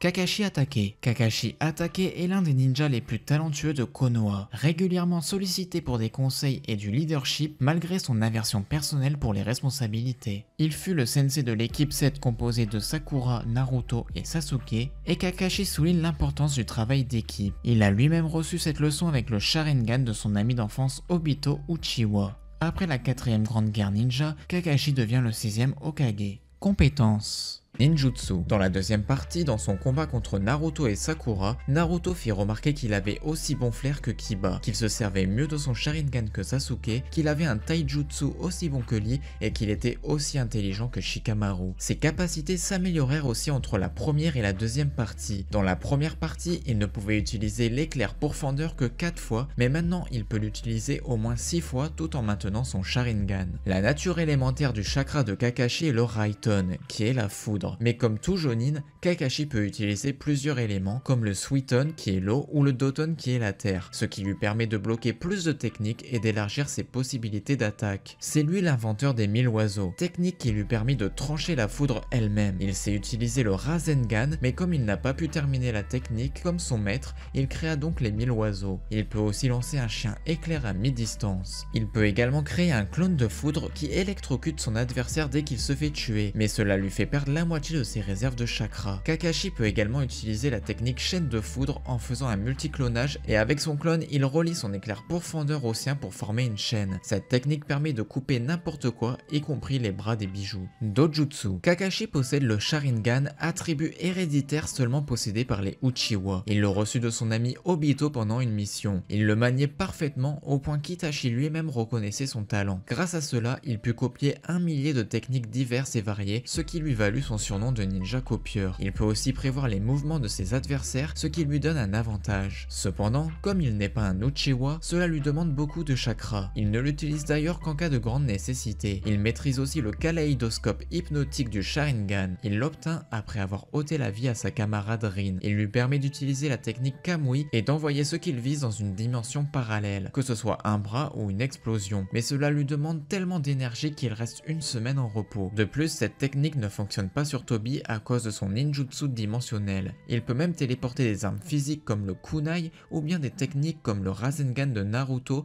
et même les armes d'origine spectrale car il envoyait une flèche du Susanoo de Sasuke dans une autre dimension. Pendant la 4ème grande guerre ninja, il est capable de revenir de l'autre dimension et même d'absorber Hashibi. Taijutsu et Fuijutsu. Il maîtrise aussi bien le Taijutsu et le Fuijutsu. Son Taijutsu est, d'après Naruto, aussi bon que celui de Lee. Il se battit d'ailleurs à armes égales dans un combat de Taijutsu avec Hidan et Safo. Ses connaissances en Fuijutsu sont d'ailleurs aussi reconnues par Orochimaru car Kakashi sut endiguer la marque maudite de Sasuke. Malgré toutes ses techniques puissantes et son expérience au combat, son plus grand défaut est sa réserve de chakra limitée comme il le reconnaît lui-même. Il ne faut cependant pas croire qu'il n'en possède pas beaucoup, loin de là, mais par rapport à Naruto ou Sasuke, il fait pas le figure. Lors de la guerre, il s'empara de l'épée de Zabuza et s'en servit pour affronter les 7 ninjas épéistes. Il la renforça avec du chakra de foudre, ce qui lui permit de trancher littéralement en deux le maître de Kisame. Invocation. Kakashi peut invoquer l'escouade des Crow Trackers. L'escouade des Crow Trackers est une escouade de 8 chiens dont Kakashi peut invoquer les talents pour la traque, le pistage ou encore l'attaque. Lorsqu'il les invoque, Kakashi est capable de coupler l'invocation avec une technique de Doton afin de les faire sortir tous les 8 de terre sur un adversaire. C'est la technique invocation Doton Crow Tracker. Après que Kakashi ait perdu son Sharingan, son corps est temporairement habité par l'esprit d'Obito, lui permettant d'utiliser les 2 Mangekyo d'Obito. En plus du Kamui à longue longue portée qu'il avait à l'origine, il devint capable d'utiliser sa variante à courte portée, lui permettant de rendre son corps intangible afin que les attaques le traversent. En combinant cette capacité avec son éclair pourfendeur, Kakashi peut contourner tous les éléments et éliminer la possibilité d'être contré en attaquant. Ayant un double Mangekyo, Kakashi peut manifester Susanoo, qu'il a affiné dans sa forme corps complet. Il peut être utilisé pour voler, défendre les autres avec sa grande taille et même avoir l'intangibilité de Kamui qui lui est étendue. Il peut manifester des épées ou des shurikens pour l'aider au combat, ce dernier pouvant produire des Kamui shuriken afin de déformer tout ce qu'il coupe. Naruto Uzumaki. Naruto Uzumaki est un ninja du village caché de Konoha. Il devint le Jinchuriki de Kyuubi le jour de sa naissance, ce qui lui valut d'être rejeté par la plupart des habitants de Konoha durant toute son enfance. Après avoir rejoint l'équipe 7, Naruto travailla dur pour obtenir la reconnaissance des villageois tout en poursuivant son rêve de devenir Hokage. Dans les années qui suivirent, après de nombreuses péripéties et épreuves, il devint un ninja considéré comme un héros par les villageois, et plus tard par le reste du monde. Il prouva rapidement être l'un des acteurs majeurs de la 4e grande guerre shinobi, lui permettant de réaliser son rêve et de devenir le 7e Hokage. Compétences. 1000 ans de souffrance. L'utilisateur serre fermement ses mains et tend son majeur et son index, ressemblant au mudra du tigre. En utilisant tout le poids de son corps, l'utilisateur pousse ses 4 doigts entre les fesses de la cible. Malgré le nom spectaculaire de cette technique, elle n'est pas vraiment dangereuse. Astre de Rikudo. Cette technique est activée lorsque les utilisateurs possédant le pouvoir de Yin et Yang de Rikudo placent simultanément leurs paumes sur le corps de la cible. La cible est alors transformée en un centre de gravité, ce qui provoque un changement de l'environnement. La Terre est tirée avec la force de gravité du corps de la cible et forme une pierre beaucoup plus grande de ce qui est créé par l'astre divin. Attaque du point de Kurama. Naruto concentre le chakra de Kurama dans son bras, ce qui lui permet d'améliorer considérablement sa force de frappe. Bras de chakra de Biju. C'est une compétence qu'un Jinchuriki est capable d'exécuter quand il se trouve dans sa forme de Biju. L'hôte utilise le chakra de son démon à queue pour attaquer ses proies, capable d'atteindre un opposant plus rapide que la vitesse de détection du Sharingan. Naruto change la forme du chakra en main, s'en servant pour attraper des objets ou des ennemis à distance, ou en s'en servant offensivement pour au moins toucher l'un de ses ennemis, causant à ce dernier de sévères brûlures. Capacité de régénération. En tant que Jinchuriki de Kurama, Naruto a une capacité de régénération exceptionnelle. Coup de talon retourné. Après avoir créé plusieurs clones, Naruto et ses clones se lancent en l'air et commencent à faire des sauts périlleux. Ils plongent ensuite vers leur cible en frappant leurs talons sur ses épaules et sa tête. Coup de tonnerre d'ouragan. Naruto et Sasuke lancent une série d'attaques physiques sur leur adversaire. Naruto manifeste entièrement Kurama, puis Sasuke l'enveloppe de son Susanoo, manifestant également son épée pour porter un coup final à l'adversaire. Détection d'émotions négatives. Kurama possède la capacité de ressentir les émotions négatives, telles que la haine et les intentions meurtrières de n'importe qui. Kurama utilisa cette compétence pour trouver la haine tapie au plus profond de Naruto. Frappe des crapauds. Tout en exécutant le kata des crapauds, Naruto délivre une puissante frappe la main ouverte, envoyant des impulsions d'énergie naturelle qui émanent à travers la cible touchée depuis le point de contact initial. Furie des orbes géants. Après avoir exécuté le multiclonage, Naruto crée plusieurs orbes tourbillonnants géants. Les clones chargent ensuite vers la cible avec une formation en ligne horizontale et frappent leur cible avec leur Rasengan, provoquant de gros dommages. Futon canon du crapaud. C'est une technique de collaboration entre Naruto et Gamatatsu. Il s'agit de la version Futon de Suiton canon à queue. Futon huile de crapaud. Cette technique est une amélioration de la technique huile du crapaud avec l'ajout de la nature du chakra Futon, similaire dans le principe de la technique Suiton canon du crapaud. Elle fut improvisée à partir de la technique Futon canon du crapaud de Naruto et Gamatatsu en utilisant de l'huile de crapaud à la place de l'eau. Futon Orb Shuriken. Le Futon Orb Shuriken fut inventé par Naruto Uzumaki peu de temps après avoir compris le principe du Futon en fusionnant celui-ci avec son orbe tourbillonnant. Naruto a généralement besoin de l'aide de 2 clones d'ombre dans la formation de l'orbe Shuriken. Il fournit le chakra, un clone aide à contenir le chakra et le deuxième clone ajoute sa nature du vent. Il s'agit de la version complète de Futon Rasengan avec 4 grosses lames autour du noyau central du Rasengan, donnant l'apparence d'un Shuriken Fuma. Futon Orb Shuriken géant. En mode chakra de Kyuubi, Naruto utilise des bras de chakra pour grandement augmenter la taille de son orbe Shuriken jusqu'au point où la taille dépasse celle d'une invocation telle que Gamakichi. Futon Orb Shuriken répété. Naruto est capable de former 2 orbes Shuriken et de les utiliser tous les deux en même temps. Futon Orb tourbillonnant. Elle est l'extension du concept de base du Rasengan, mélangeant son élément de chakra avec le Rasengan, combinant à la fois la modification de la forme et la modification de la nature. Grêle d'orbe. Naruto crée une multitude de clones qui tiennent chacun un orbe tourbillonnant pour former un grand barrage. Ce jutsu a 2 procédés d'action, soit le barrage se précipite vers l'ennemi, soit l'inverse. Hyper Méga Orbe tourbillonnant. C'est une version encore plus puissante du Méga Orbe tourbillonnant. L'impact de cette technique peut creuser un énorme cratère dans le sol. Dans l'anime, elle était suffisamment puissante pour déraciner les arbres à proximité. Invocation. La technique d'invocation est un ninjutsu spatio-temporel permettant à l'utilisateur de faire venir instantanément à lui des animaux ou des personnes au prix d'un peu de son sang et insufflant un peu de chakra. Naruto peut invoquer des crapauds. Invocation, destruction des échoppes. L'utilisateur se trouvant au-dessus de la cible invoque un crapaud géant qui aplatit la cible de tout son poids. Naruto utilisa cette technique pour détruire un groupe de Zetsu blancs lors de la 4ème grande guerre ninja. Le kata des crapauds. Le kata des crapauds est un style de combat utilisé exclusivement par ceux qui ont maîtrisé le mode ermite et qui se sont entraînés avec les crapauds du mont Myoboku. Mini Orb Shuriken. Après être passé en mode chakra de Kyuubi, Naruto fait apparaître 2 petits bras de chakra de chaque côté de son index pour créer un Orb Shuriken miniature qu'il dirige ensuite vers son adversaire. Le mode Baryon, c'est une transformation unique utilisée par Kurama et son Jinchuriki. Il s'agit d'un processus similaire à la fusion nucléaire. Les chakras de Naruto et de Kurama sont consommés comme matière première pour produire un nouveau type d'énergie. L'augmentation du chakra était suffisamment importante pour choquer à la fois Itsuki Otsutsuki et Sasuke,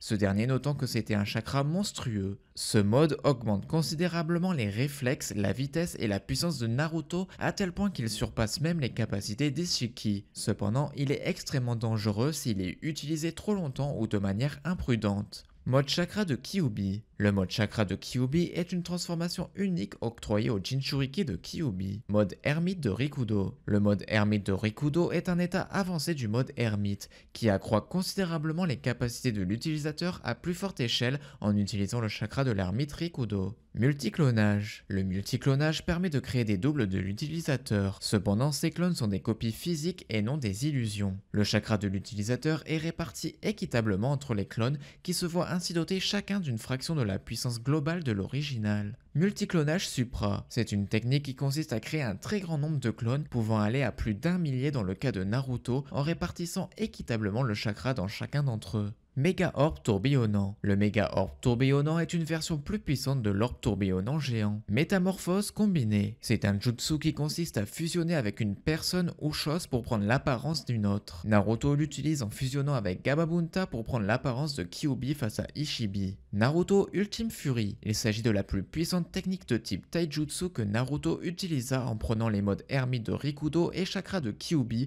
ainsi que le senjutsu de Rikudo. Avec le multiclonage supra, Naruto attaque son adversaire de tous les côtés avec une armée de clones pendant qu'il crie Uzumaki. Narutornade des 2000 points. L'utilisation de la technique multiclonage supra crée 999 clones. Pour commencer, l'adversaire est botté très haut dans les airs et en même temps Naruto crie Uzumaki. Les milliers de Naruto tabassent l'adversaire avec les 2 coups de poing gauche et droite équivalent à 2000 coups de poing. Enfin, il finit avec un coup de poing final à la fois un coup gauche et un coup droit simultanément. Orbe des démons à queue. L'orbe des démons à queue est une technique que seuls les Biju ou un Jinchuriki pouvant prendre l'apparence de son Biju peuvent l'utiliser. L'orbe des démons à queue consiste à libérer une grande quantité de chakra et de mélanger du chakra noir et du chakra blanc, ayant un ratio de 80% noir et 20% blanc respectivement. Orbe Fury. L'orbe Fury est une version à 2 mains de l'orbe tourbillonnant classique. Orbe Shuriken démoniaque. Avec l'aide de Kurama, Naruto convertit son Gudodama dans un orbe des démons à queue et ajoute la nature chakra de vent pour créer le Shuriken. Orbe Shuriken géant. L'orbe Shuriken géant est une version plus élargie de la technique Futon Orbe Shuriken. Orbe tourbillonnant. L'orbe tourbillonnant est une boule de chakra en rotation formée et tenue dans la main de l'utilisateur, connue que par une poignée de shinobi. Orbe tourbillonnant flash. Après avoir infusé le chakra de Kurama dans le Futon Orbe tourbillonnant, Naruto le tire sous forme d'un faisceau qui est assez puissant pour effacer une explosion ou l'utilise pour se propulser dans les airs. Orbe tourbillonnant absolu. Naruto fait fusionner son orbe tourbillonnant avec celui de Minato Naruto afin de créer un orbe tourbillonnant géant qui cause de grosses blessures à l'adversaire. Orbe tourbillonnant absorbant. Naruto, sous son mode chakra de Kyuubi, utilise ses bras de chakra de Biju pour créer un orbe tourbillonnant géant et le place derrière son dos.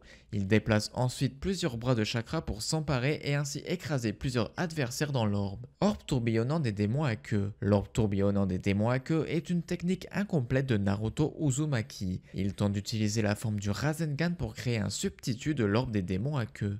Orbe tourbillonnant du croissant de lune. L'orbe tourbillonnant du croissant de lune est une version plus puissante du Rasengan. En combinant les rayons du croissant de lune avec un Rasengan, la taille de ce dernier accroît. Il s'illumine d'une teinte blanche et forme un croissant de lune avec une étoile à l'intérieur de cette dernière. Orbe tourbillonnant géant. L'orbe tourbillonnant géant est une version plus puissante de l'orbe tourbillonnant. Comme le Rasengan régulier, Naruto utilise un clone d'ombre pour aider à le former. Cependant, en ajoutant la quantité de chakra accrue, il peut augmenter la taille et la puissance du Rasengan standard. Orbe tourbillonnant parents et enfants. L'orbe tourbillonnant parents et enfants est un ninjutsu de coopération dans lequel deux shinobi, le plus souvent un utilisateur et son enfant comme le suggère son nom, combinent leur orbe tourbillonnant comme une sphère massive qui est ensuite lancée sur leur cible. Orbe tourbillonnant planétaire. C'est une technique qui est composée d'un gros orbe tourbillonnant dans la main de Naruto et de 3 autres Rasengan qui semblent graviter autour du Rasengan principal. Orbe tourbillonnant tornade. La technique de l'orbe tourbillonnant tornade est le même principe que le Rasengan, seulement il est formé à partir du chakra de Kurama. Le Rasengan ainsi formé est d'une couleur rouge similaire à l'orbe tourbillonnant du démon renard apparaissant dans Naruto le film 2. Pomme jumelle des lions agiles tourbillonnants. Les utilisateurs associent leurs chakras et créent une gigantesque tête de lion où leurs mains se rencontrent. Un Rasengan habilité par le chakra des deux utilisateurs se forme. Cette technique est assez puissante pour détruire complètement le Tensegan. Rafale d'orbe tourbillonnant. C'est une technique de Naruto qui fait jaillir 6 mains de chakra de Kyuubi produisant chacune un Rasengan et les projette sur plusieurs adversaires à la fois à une vitesse folle. Rikudo orbe shuriken géant. Quand il se trouve en mode ermite de Rikudo et totalement transformé en Kurama, Naruto crée 2 clones de l'entité entière de chakra. Les clones fusionnent avec l'original créant une entité à 3 visages et 6 bras. Dans ses bras droits, il crée un Futon Orbe Shuriken géant et dans ses bras gauches, un Orbe Shuriken des démons à queue, tous deux infusés à l'énergie naturelle. Saut du Tori. En utilisant la clé de scellement, Naruto peut créer plusieurs Tori de verrouillage qui peut immobiliser et emprisonner Kurama avec facilité. Senpo Jiton Orbe tourbillonnant. Le Senpo Jiton Orbe tourbillonnant est une technique qui est disponible après avoir hérité des pouvoirs du sage des 6 chemins. Naruto combine son Rasengan avec le Jinton de Shukaku pour renforcer sa puissance d'aspiration et créer un Rasengan avec les marquages du sceau maudit de la bête. Senpo méga déchaînement d'orbe. Après avoir créé plusieurs clones dont chacun forme un Rasengan, Naruto entre ensuite en mode ermite.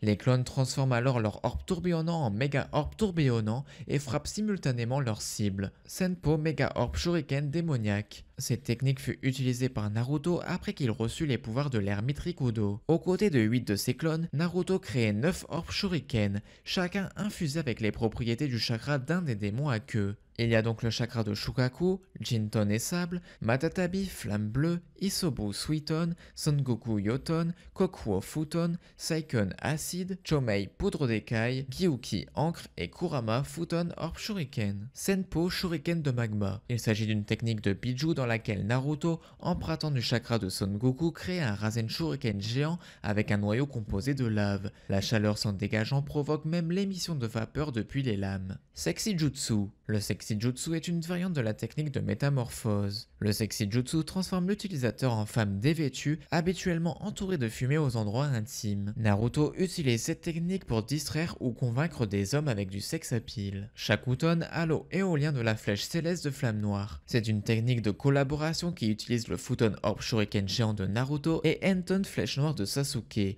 La fusion de ces deux techniques a créé le pouvoir héréditaire, le Shakuton. Uzumaki Naruto Fury. L'utilisateur crée 4 clones pour l'aider dans cette technique. Les clones lancent ou frappent la cible en l'air, chacun criant Uzumaki. Dans le cas où l'utilisateur est Naruto, Pendant que la cible est en vol, l'utilisateur effectue lui-même une chute de talon en rotation. Naruto a copié cette technique de la fureur du lion de Sasuke, augmentant sa létalité en combinant le taijutsu de la fureur du lion avec le ninjutsu du multiclonage. Les Raikage. Le tout premier Raikage. Le premier Raikage est celui qui fonda le village caché de Kumo au pays de la foudre. Au cours de son mandat à la tête de Kumo après l'époque de la guerre des provinces, il a envoyé vraisemblablement les frères d'or et d'argent pour capturer Kyuubi, une tâche à laquelle ils échouèrent finalement. Il offrit également des terres dans la vallée des nuages et de la foudre au clan Yotsuki en échange de leur loyauté. Lors de la première réunion des 5 Kage pendant la première grande guerre shinobi, il est accompagné par le futur deuxième Raikage, son garde du corps de longue date. Il s'assied aux côtés des autres Kage et dit à Hashirama que le fait de s'incliner devant les autres Kage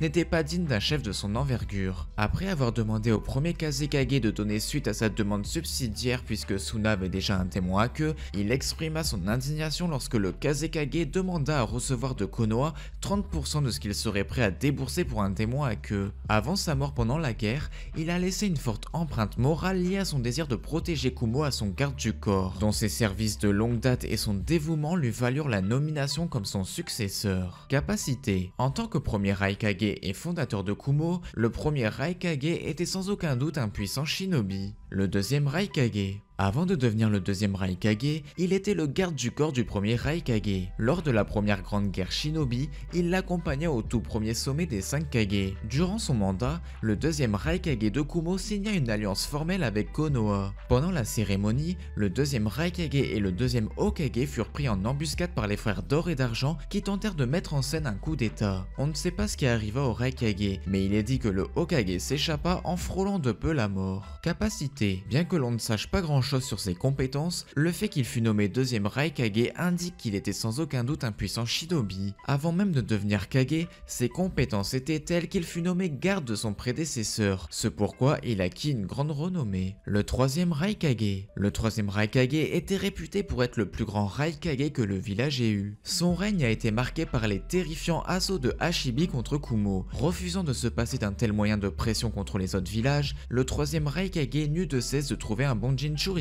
Il considérait que sa tâche était de combattre puis de sceller à nouveau le Biju chaque fois qu'un réceptacle échouait à le maîtriser. Finalement, lorsque ce fut Killer Bee qu'il choisit pour accueillir Hashibi, le Biju put enfin être maîtrisé. Un combat contre Hashibi lui laissa une blessure profonde au niveau du torse. Son mode Chakra Raiton, considéré comme la meilleure technique de défense, ne résista pas à sa technique d'attaque Estocade de l'enfer qu'il s'infligea lui-même accidentellement. Par honte, il n'avoua jamais par la suite s'être lui-même blessé. Il mourut durant la troisième grande guerre ninja en affrontant pendant 3 jours et 3 nuits 10 000 ninjas ennemis, semblerait-il d'Iwa, afin de permettre la fuite de ses troupes. Capacité. Le troisième Raikage maîtrisait des techniques de scellement, ce qui lui permit de sceller Hashibi dans un pot avant de le faire sceller dans le corps de Killer Bee. D'après Dodai, il maîtrisait le bouclier et la lame ultime. Hashibi le désignait comme quelqu'un de coriace. Il a effectivement su trancher toutes ses queues et a tenu bon pendant 3 jours et 3 nuits contre 10 000 soldats jusqu'à sa mort. Taijutsu. Le troisième Raikage se bat au corps à corps comme son fils Ei et utilise les capacités procurées par son mode Chakra Raiton pour vaincre ses ennemis. Sa technique des 4 doigts de l'enfer était surpuissante et pouvait tout transpercer, même une autre protection conférée par le mode Chakra Raiton. Ninjutsu. Le troisième Raikage maîtrise la technique de la panthère noire qu'il enseigna à Darui. Raiton. Le troisième Raikage était un utilisateur du Raiton et certainement un des meilleurs de l'histoire avec son mode Chakra Raiton et sa technique de l'estocade de l'enfer. Son mode Chakra Raiton, considéré comme l'un des meilleurs du monde, le rendait beaucoup plus rapide et puissant, qui de plus lui assurait une défense telle que même l'orbe Shuriken de Naruto ne lui faisait rien. Sa lame était faite à partir de son mode Chakra Raiton qu'il passait sur ses doigts. Sa puissance variait en fonction du nombre de doigts qu'il utilisait. Plus il utilisait de doigts, plus la technique s'envoyait affaiblie. Avec un doigt de l'enfer, il sut trancher toutes les queues de Hashibi. Le quatrième Raikage. Ei faisait partie de l'équipe spéciale constituée par son père, le troisième Raikage, pour lutter contre Hashibi. Lorsqu'il était un jeune homme, son père décida de lui choisir un frère qui puisse lui servir d'équipier ou de garde du corps parmi les jeunes garçons talentueux de Kumo. Il leur faisait passer des tests de force avec Ei sur des mannequins en faisant un double lariat. Tous les enfants échouaient, mais un très jeune garçon arriva à décapiter le mannequin avec un double lariat parfait. Le troisième Raikage Raikage le nomma Bi, et lui et Ei ne se quittèrent plus. Avec la technique de combat à 3 épées de Bi et le Raiton de Ei, ils devinrent célèbres sous le nom du duo Ei et Bi, et le double Lariat devient leur signature. Après que le cousin de Ei, le réceptacle de Hashibi, ait échoué dans sa tentative de contrôle du démon et soit mort en le laissant échapper, Hashibi se déchaîna dans le village et Ei, avec l'équipe du 3e Raikage, intervint. C'est lui qui trancha une corne de Biju après que le démon empala le père de Motoi. Le 3e scella le démon dans le vase d'ambre et décida que Bi serait le prochain réceptacle. Pendant la 3e grande guerre shinobi, Ei affronta Minato, qui n'était pas Hokage à cette époque, avec Killer Bee pour récupérer Kyuubi, mais la mission fut un échec à cause de la trop grande rapidité de Minato, surnommé l'éclair jaune de Konoha qui, à la fin du combat,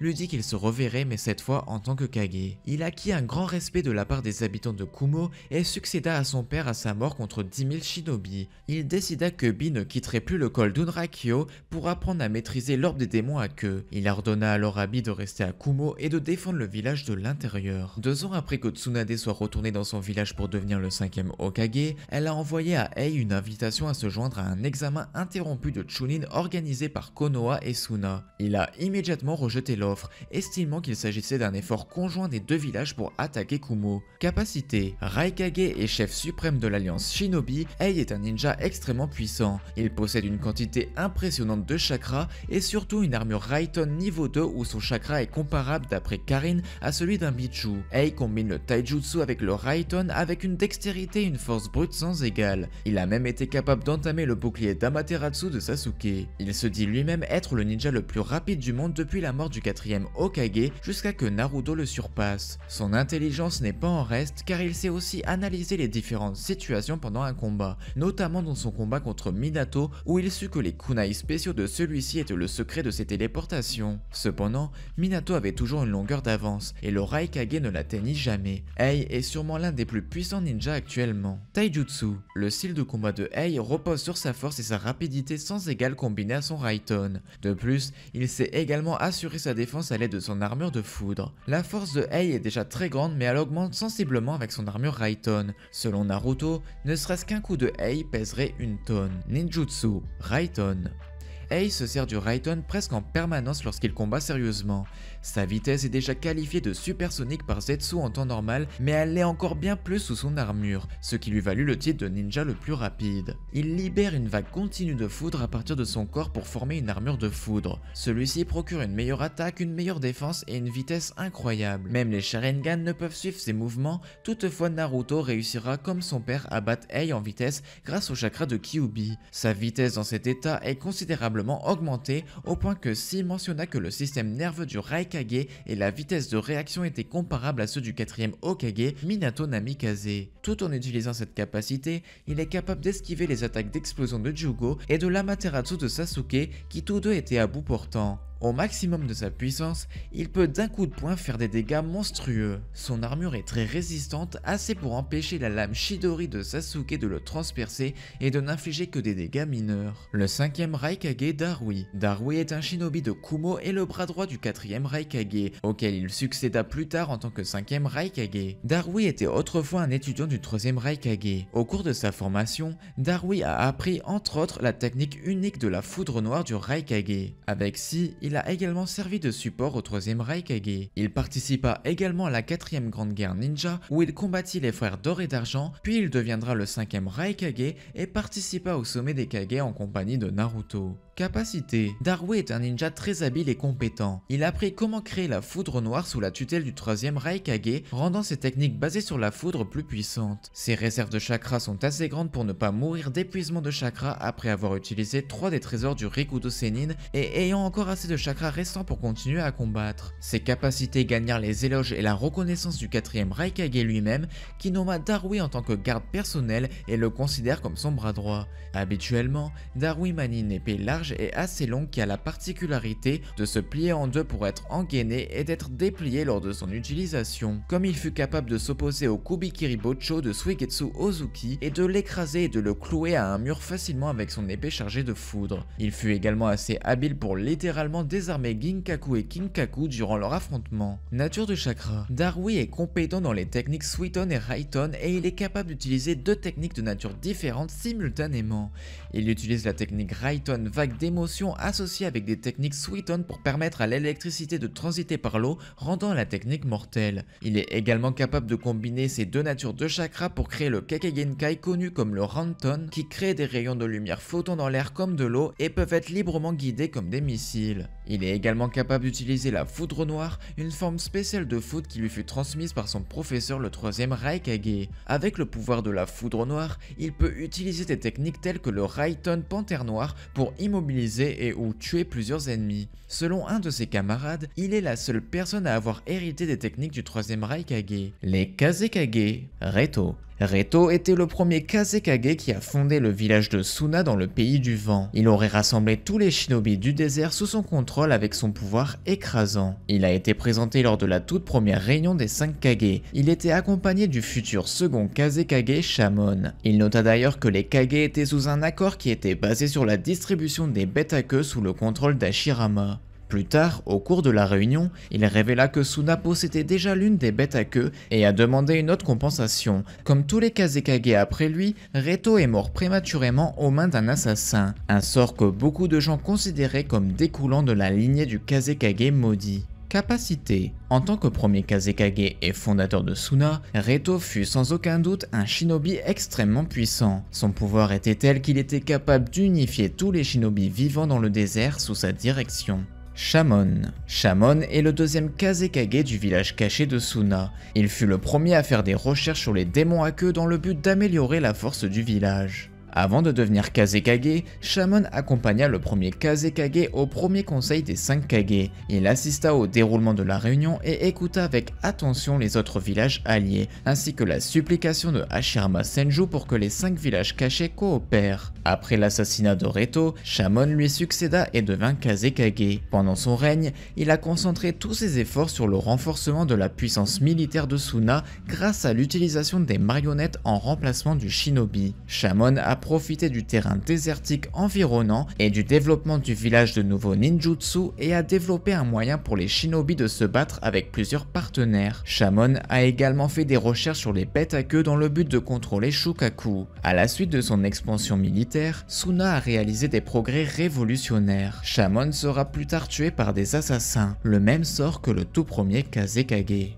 Capacité. Mis à part le fait qu'il a déployé des marionnettes pendant la bataille, on sait très peu de choses sur les compétences qu'il possédait. Cependant, le fait qu'il a été nommé second Kazekage indique qu'il était sans aucun doute un puissant shinobi. Shamon était apparemment un shinobi très compétent et tactique, car il était le premier shinobi de Suna à faire des recherches sur les démons à queue. Le troisième Kazekage. Le troisième Kazekage du village caché de Suna est considéré comme le plus puissant Kage de l'histoire du village du sable. Après avoir étudié le Jinchuriki de Shukaku de l'époque, il a recréé ses pouvoirs de manipulation du sable en combinant son propre chakra magnétique et de la poudre de fer, ce qui a produit la technique de la limaille de fer. À un moment donné, Sasori a kidnappé et tué le troisième Kazekage afin de le transformer en marionnette humaine. Selon Sasori, l'effort impliqué dans la capture du troisième en a fait sa marionnette préférée. Suna n'était pas au courant de ce que Sasori avait fait et chercha sérieusement où il se trouvait. Cependant, avec la guerre en cours, le village a été contraint de choisir un quatrième Kazekage, bien qu'ils aient quand même essayé de le rechercher dans les années qui suivirent. Ce n'est qu'au début du règne du cinquième Kazekage que son sort fut connu. Capacité. Ce dernier possédait la capacité d'utiliser le Jiton, permettant de transformer son chakra en force magnétique et d'ainsi parvenir à contrôler le métal. Il étudia de plus le pouvoir du Biju Shukaku afin de reproduire sa capacité à manipuler le sable et de l'appliquer à sa manipulation du métal. Cette technique unique en fit le plus puissant ninja de Suna. Rasa. Rasa est le quatrième Kazekage du village caché de Suna. Il commença son règne dans une période de grande panique pour le village. En effet, Suna avait connu une longue période où ils furent totalement désemparés suite à la disparition du troisième Kazekage. Soupçonnant les autres villages ninja de cette disparition, le village du sable était donc entré en guerre avec tous les autres pays, s'affaiblissant ainsi économiquement. Lorsque le daimyo du pays du vent décida de réduire le budget militaire du village de Suna au profit de Konoha qui était une plus forte nation ninja, le 4e sentit le danger pour l'avenir de son village. La démilitarisation et les traités de paix entre les nations signifiaient la fin pour les ninjas. Il décida donc d'augmenter la puissance de Suna en se dotant d'une arme redoutable, un démon à queue Shukaku, qu'il fit sceller par Shio dans le corps de son fils à venir, Gaara, dans l'espoir qu'il contrôle le démon et qu'il en fasse un atout et une arme majeure dans les conflits ninja. Pour réaliser cette opération, il n'hésita pas à sacrifier sa propre femme, Karura. Toutefois, Gaara n'était pas stable et le 4e réalisa qu'il ne pourrait jamais contrôler Shukaku à sa guise, et que, pire encore, l'enfant représentait un danger pour Suna.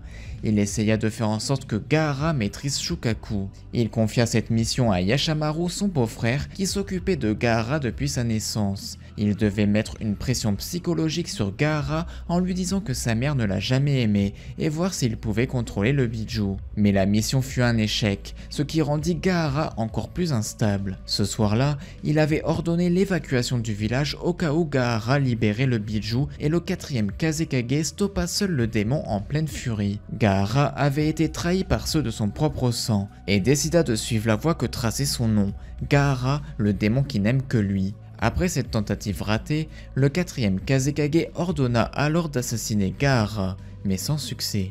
Capacité. En tant que 4e Kazekage, Rasa était capable de manipuler la poussière d'or, semblable au sable de Gaara mais en plus lourd. Il possède en effet un don héréditaire, le Jiton, qui est l'art de contrôler la force magnétique, tout comme le 3e Kazekage, et il est de fait en mesure d'utiliser la poussière d'or au combat. D'autre part, sa technique permet de contrôler la plupart des techniques de Ishibi, et donc de Gaara, en mêlant sa poussière d'or au sable de ce dernier pour le ralentir. Il utilisa ainsi sa technique pour mettre Ishibi hors d'état de nuire lors de nombreuses attaques du démon contre Suna. Gaara. Avant la naissance de Gaara, le 4e Kazekage demanda à Shio de sceller dans le corps de son fils à naître le Shukaku. En effet, depuis plusieurs années déjà, et plus précisément depuis la disparition du 3e Kazekage, le village de Suna était fortement affaibli, tant sur le plan politique, économique que militaire. Le 4e espérait donc faire de son cadet la nouvelle arme ultime du village du sable, et ainsi lui rendre sa gloire passée. Toutefois, pour faire de Gaara le nouveau Jinchuriki du village, le 4e dut sacrifier sa femme. En effet, l'opération de scellement devait irrémédiablement causer son décès. Karura maudit alors ce village qui la sacrifia et donna à son fils le nom de Gaara, le démon qui n'aime que lui-même, afin qu'en grandissant, cet enfant n'agisse que pour lui et détruise le village de Suna. D'après son frère Yashamaru, Karura ne désira et n'aima jamais Gaara. Si elle prit la peine de le baptiser, c'était dans l'espoir que le nom qu'elle lui avait donné lui permette d'accomplir sa vengeance sur le village. Gaara fut entraîné au combat par son père, mais c'est son oncle Yashamaru qui s'occupait de lui et de son éducation durant les premières années de sa vie. Dès lors, Gaara ne semblait pas avoir eu beaucoup de rapport avec son père et ses frères et sœurs. Mais au fil des années, Gaara, l'arme tant espérée, devint psychologiquement instable, représentant un danger pour le village. En effet, Shukaku le rendait insomniaque, et de plus il souffrait du regard haineux et plein de crainte que posaient sur lui les habitants de Suna. Ainsi, alors qu'il n'avait que 6 ans et qu'il rendait un ballon à des enfants de son âge qui jouaient près de lui, ces derniers, se rendant compte qu'il s'agissait de l'hôte du démon, prirent la fuite. Gaara, qui souhaitait les en empêcher, les blessa, et les enfants ne durent leur salut qu'à l'intervention de Yashamaru. Après cela, Gaara, qui souffrait de toujours être seul, chercha à se suicider. Mais le sable qui le protégeait en permanence l'en empêcha, et Yashamaru lui demanda de ne plus tenter ce genre de choses. Voyant que Yashamaru avait été blessé lors de son intervention pour sauver les enfants, Gaara lui demanda s'il avait mal, et surtout ce qu'était la douleur, car Shukaku le protégeait de la douleur, et il ignorait la signification de la douleur. Après les explications fournies par son oncle, Gaara expliqua qu'il avait toujours une douleur dans le cœur. Yashamaru comprenait la douleur de Gaara. Il lui expliqua que les blessures au cœur, à la différence de celles physiques, ne pouvaient être soignées par des médicaments et étaient plus douloureuses et difficiles à soigner. Il lui dit alors que le seul remède à ce genre de blessure est l'amour. Mais comme Gaara ne savait pas comment s'en procurer, il lui expliqua qu'il en avait déjà reçu de la part de sa mère et que si le sable de Shukaku le protégeait en permanence, c'était parce qu'il fut imprégné de cette intentions maternelles. Yashamaru lui dit aussi qu'il était pour lui un être cher. Dès lors, même par la suite, Gaara s'adressa souvent au sable comme à sa mère. Suite aux paroles de Yashamaru, Gaara voulut réparer ses erreurs en apportant des remèdes aux enfants qu'il avait blessés. Mais une fois de plus, il fut rejeté et fut traité de monstre. Alors qu'il repartit chez lui, Gaara croisa le chemin d'un homme qui encore une fois le regarda avec des yeux pleins de haine. Cette fois-ci c'en fut trop pour Gaara qui tua le malheureux. En l'apprenant, le 4e Kazekage décida que son fils était devenu trop dangereux et demanda à Yashamaru d'assassiner Gaara. Plus tard, alors qu'il méditait sur le toit de sa demeure, Gaara fut attaqué par un ninja assassin. Lorsqu'il répliqua l'attaque de son assaillant et comprit que l'homme qui l'avait mortellement blessé était son oncle, il en conclut que ce dernier avait dû agir sur ordre du Kazekage sans pouvoir faire autrement. Toutefois, Yashamaru lui révéla qu'il en était rien, qu'il le haïssait depuis toujours d'avoir pris la vie de sa précieuse sœur. Il lui révéla aussi la signification de son nom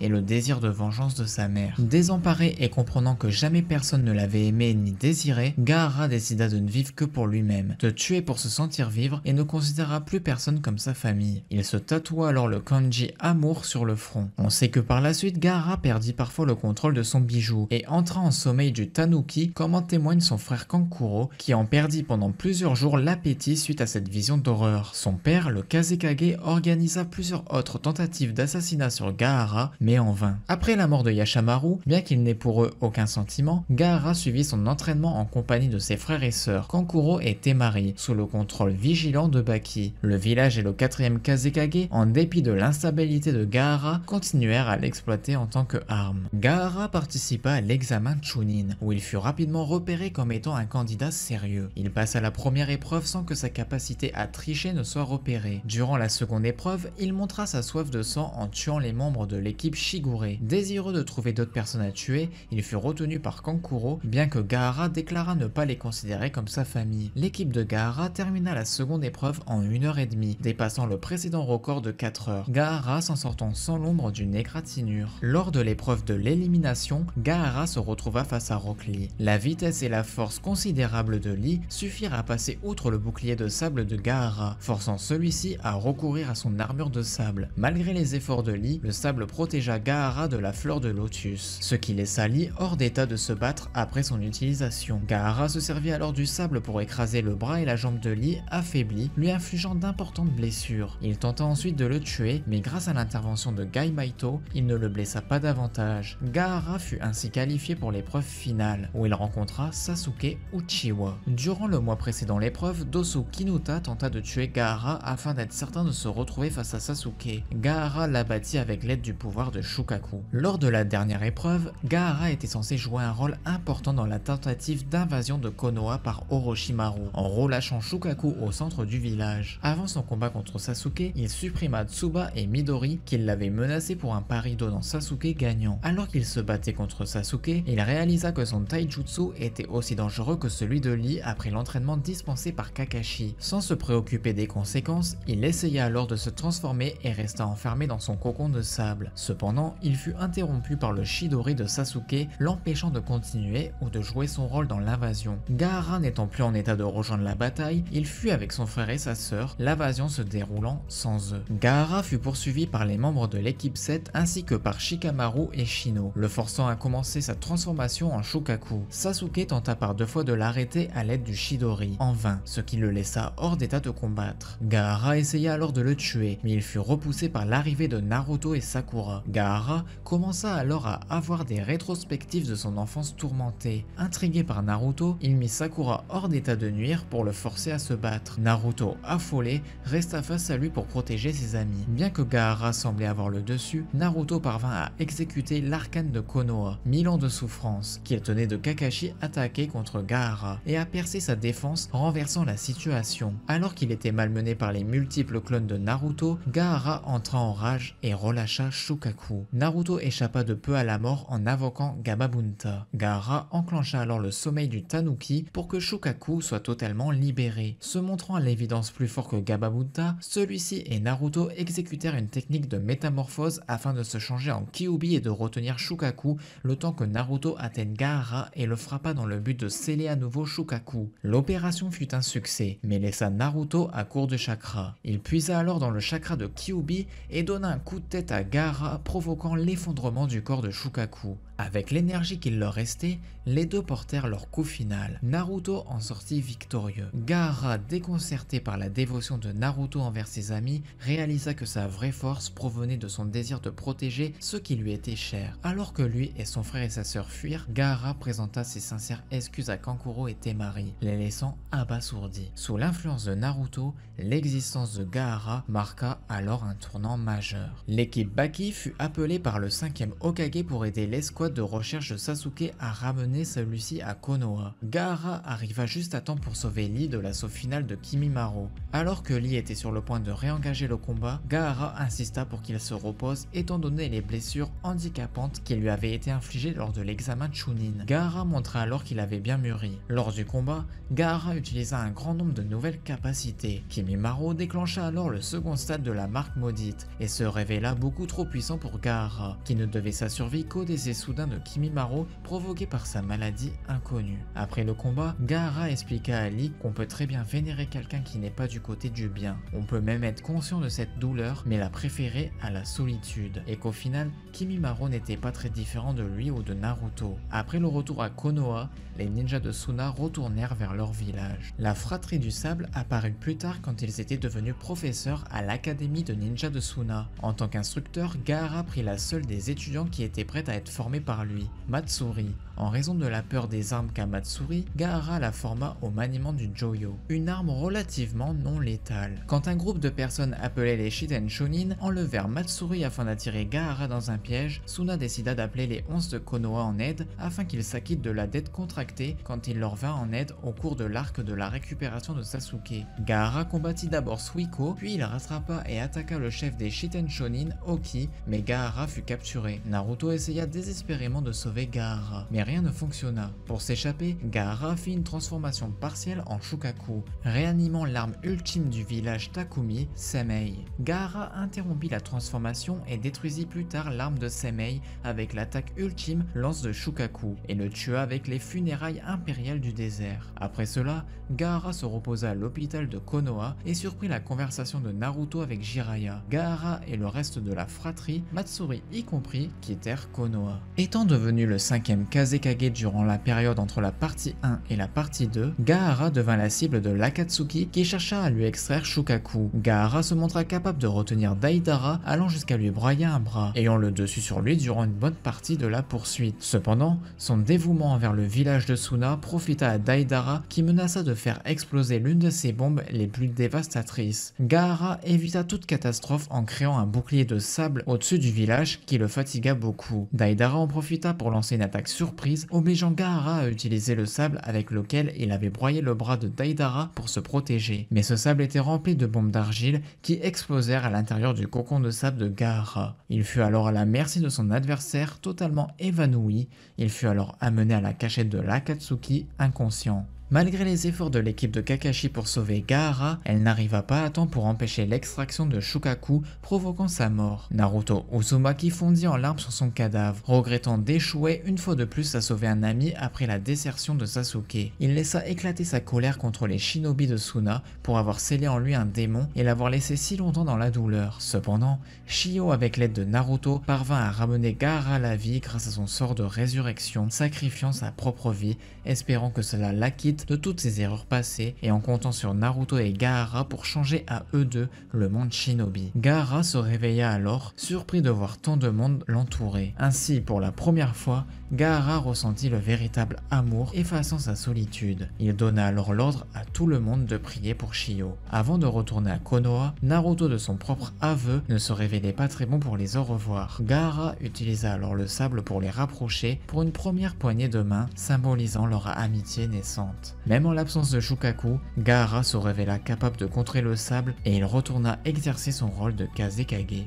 En raison de l'activité préoccupante de l'Akatsuki, le 4e Raikage lança un appel pour un sommet des Kage. Gaara s'y rendit accompagné de Kankuro et Temari, bien que Kankuro ait fait la remarque que Gaara n'avait pas réellement besoin de garde du corps. Gaara fut le premier Kage à atteindre le pays du fer. Lors du sommet, il fut le premier à prendre la parole. Il indiqua qu'étant donné qu'il avait été capturé par l'Akatsuki et qu'il avait failli y rester suite à l'extraction de Shukaku, il considérait l'organisation comme particulièrement dangereuse. Il ajouta rajouta qu'il avait déjà demandé une collaboration à ce sujet par le passé, mais que seul Tsunade de Konoha y avait répondu. Au cours du sommet, Gaara était en permanence coupé par les autres Kage, et ses remarques étaient le plus souvent dénigrées en raison de son jeune âge. Lorsque la présence de Sasuke dans les environs fut révélée et que le Raikage partit au combat, Gaara y vit une chance de s'expliquer clairement avec les autres Kage, exprimant notamment son désaccord envers le manque d'éthique de certains. Il rajouta que se faire confiance mutuellement était indispensable. Gaara, Temari et Kankuro décidèrent ensuite de partir en renfort du Raikage. À leur arrivée,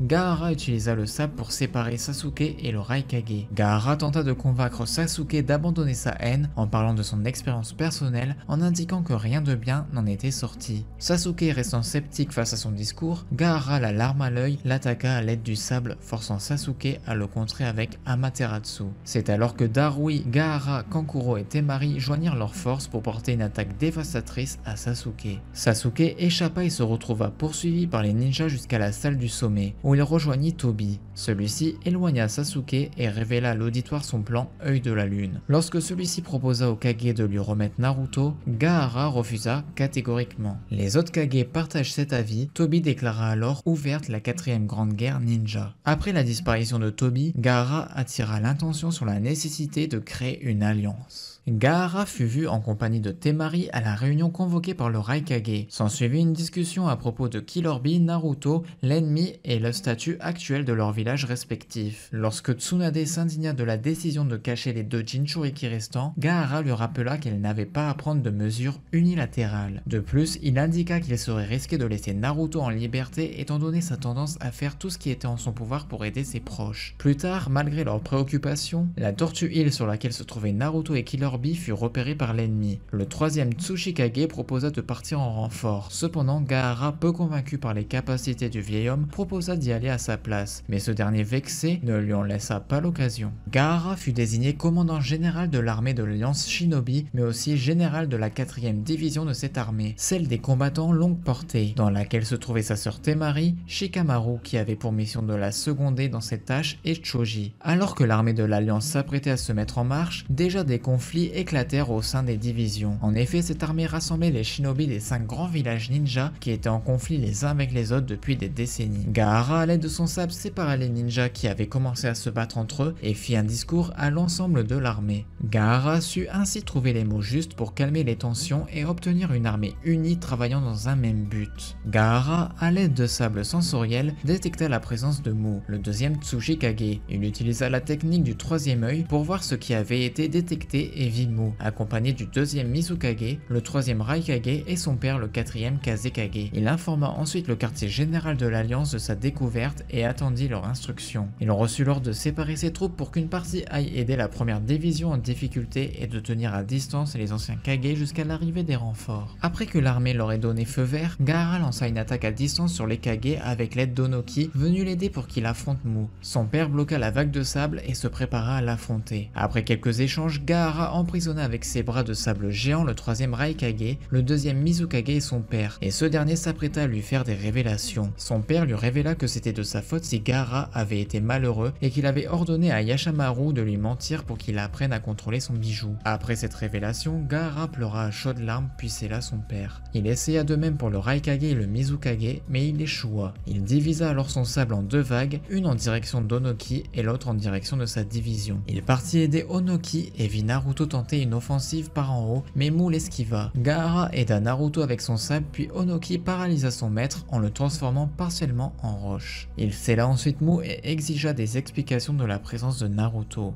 Il partit avec Onoki aider les ninjas contre le 2e Mizukage tandis que Naruto partit aider Temari tentant de faire face au 3e Raikage. Gaara fit face au Mizukage mais fut en difficulté face à son huile qui désagrégeait son sable. Le Mizukage se plaignit de sa faiblesse et lui demanda pourquoi il avait commencé par Mu alors qu'il était plus fort que lui. Gaara répondit que c'est parce qu'on commence toujours par éliminer le plus fort, ce qui énerva le Mizukage. Le Mizukage remarqua le sable de Gaara qui lui permettait de retrouver la palourde et le félicita. Le sable de Gaara avait repéré la palourde et Onoki s'apprêta à le tuer avec le Jinton, mais il échoua à cause de son manque de chakra et utilisa alors son point de terre pour la détruire et une technique d'alourdissement. Le Mizukage tenta de le tuer avec son pistolet à eau, mais c'était un clone de sable et le Mizukage se fit emprisonner. Gaara continua son attaque et enferma le Mizukage dans une pyramide de sable. Les ninjas s'apprêtèrent à le sceller, mais une explosion se produisit. Un clone ressemblant au Mizukage rétrécit et prit la taille d'un homme normal. Onoki expliqua la technique la plus puissante du Mizukage à sa division et leur dit de retrouver le corps au lieu de s'occuper du clone. Le clone fonça sur la division et Gaara essaya de l'attraper avec son sable, mais le clone était rapide. Un ninja repéra le Mizukage derrière un rocher et Gaara s'empressa d'aller le réemprisonner dans une pyramide de sable. Les ninjas retentèrent le scellement, mais le clone arriva et retira tous les seaux rapidement et le Mizukage sortit sa tête de la pyramide. Il demanda à Onoki comment il comptait s'y prendre pour le vaincre, mais c'est Onoki et Gaara qui attendirent cette réponse. Le Mizukage leur répondit qu'il allait arrêter de les aider comme ça pour voir si elles étaient de taille à affronter le chef ennemi. Le clone se jeta alors sur la division de Gaara et explosa en vapeur d'eau. Gaara protégea sa division avec son sable et encaissa les dégâts à leur place. Il se dirigea sur le Mizukage, mais le clone se jeta sur Gaara. Le clone se fit prendre par le sable de Gaara qui n'était qu'un clone. Gaara était en bas observant la scène et continua à envoyer son sable sur le clone pour l'immobiliser. Le Mizukage crut que le sable était trop lent, mais le sable s'empara rapidement du clone et l'empêcha d'exploser, ce qui surprit le Mizukage. Gaara lui expliqua qu'il avait utilisé l'or de son père avec son sable pour diminuer la vitesse de son sable et empêcher le clone d'exploser. Le Mizukage lui dit alors qu'il était vraiment la perle rare des Kage. Naruto arriva sur le champ de bataille et demanda comment allait Gaara, et se surprit devant l'apparence du Mizukage dans la pyramide.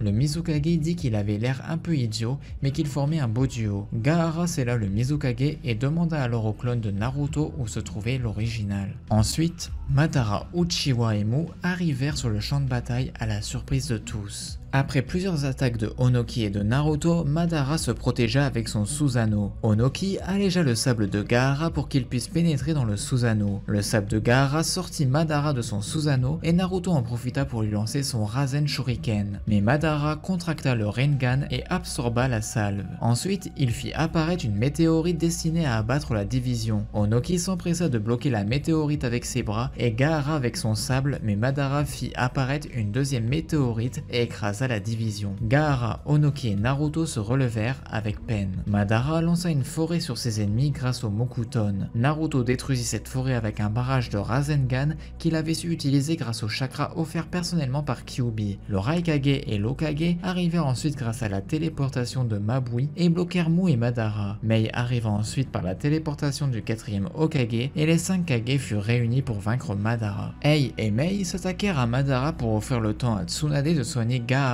et Onoki. Madara lança alors une salve sur les Kage. Gaara et Onoki lancèrent un double mur sable-roche pour la contrer. Mais Madara perça le mur et attaqua. Par la suite, après de multiples attaques, Tsunade frappa alors Madara à la poitrine et lui arracha le bras droit. Il fut scellé par la suite dans la pyramide de Gaara. Tsunade fut enthousiaste, mais elle se fit transpercer par l'épée de Susanoo. Madara avait employé le clone Mokuton d'Hashirama, puis s'apprêta à attaquer les autres Kage. Les Kage face au clone de Susanoo se retrouva en grande difficulté, mais Onoki réussit à vaincre tous les Susanoo et Gaara attaqua avec l'aide des autres Kage. Ils furent sur le point de le sceller, mais Madara utilisa son Susanoo complet. Mais son Susanoo prit fin par l'annulation de l'Edo Tensei, mais Madara rompit son contrat et se prépara à combattre les Kage. Gaara fut vaincu par Madara comme tous les autres Kage. Quand Karin, Suigetsu et Orochimaru arrivèrent au champ de bataille, Karin soigne Tsunade qui, à son tour, soigne Gaara et tous les autres Kage. Sans perdre de temps, les Kage rejoignent la bataille. Pris dans le Tsukuyomi infini, il rêva que ses parents étaient encore en vie et que Naruto était son ami d'enfance. Naruto et Sasuke libèrent finalement le Tsukuyomi infini,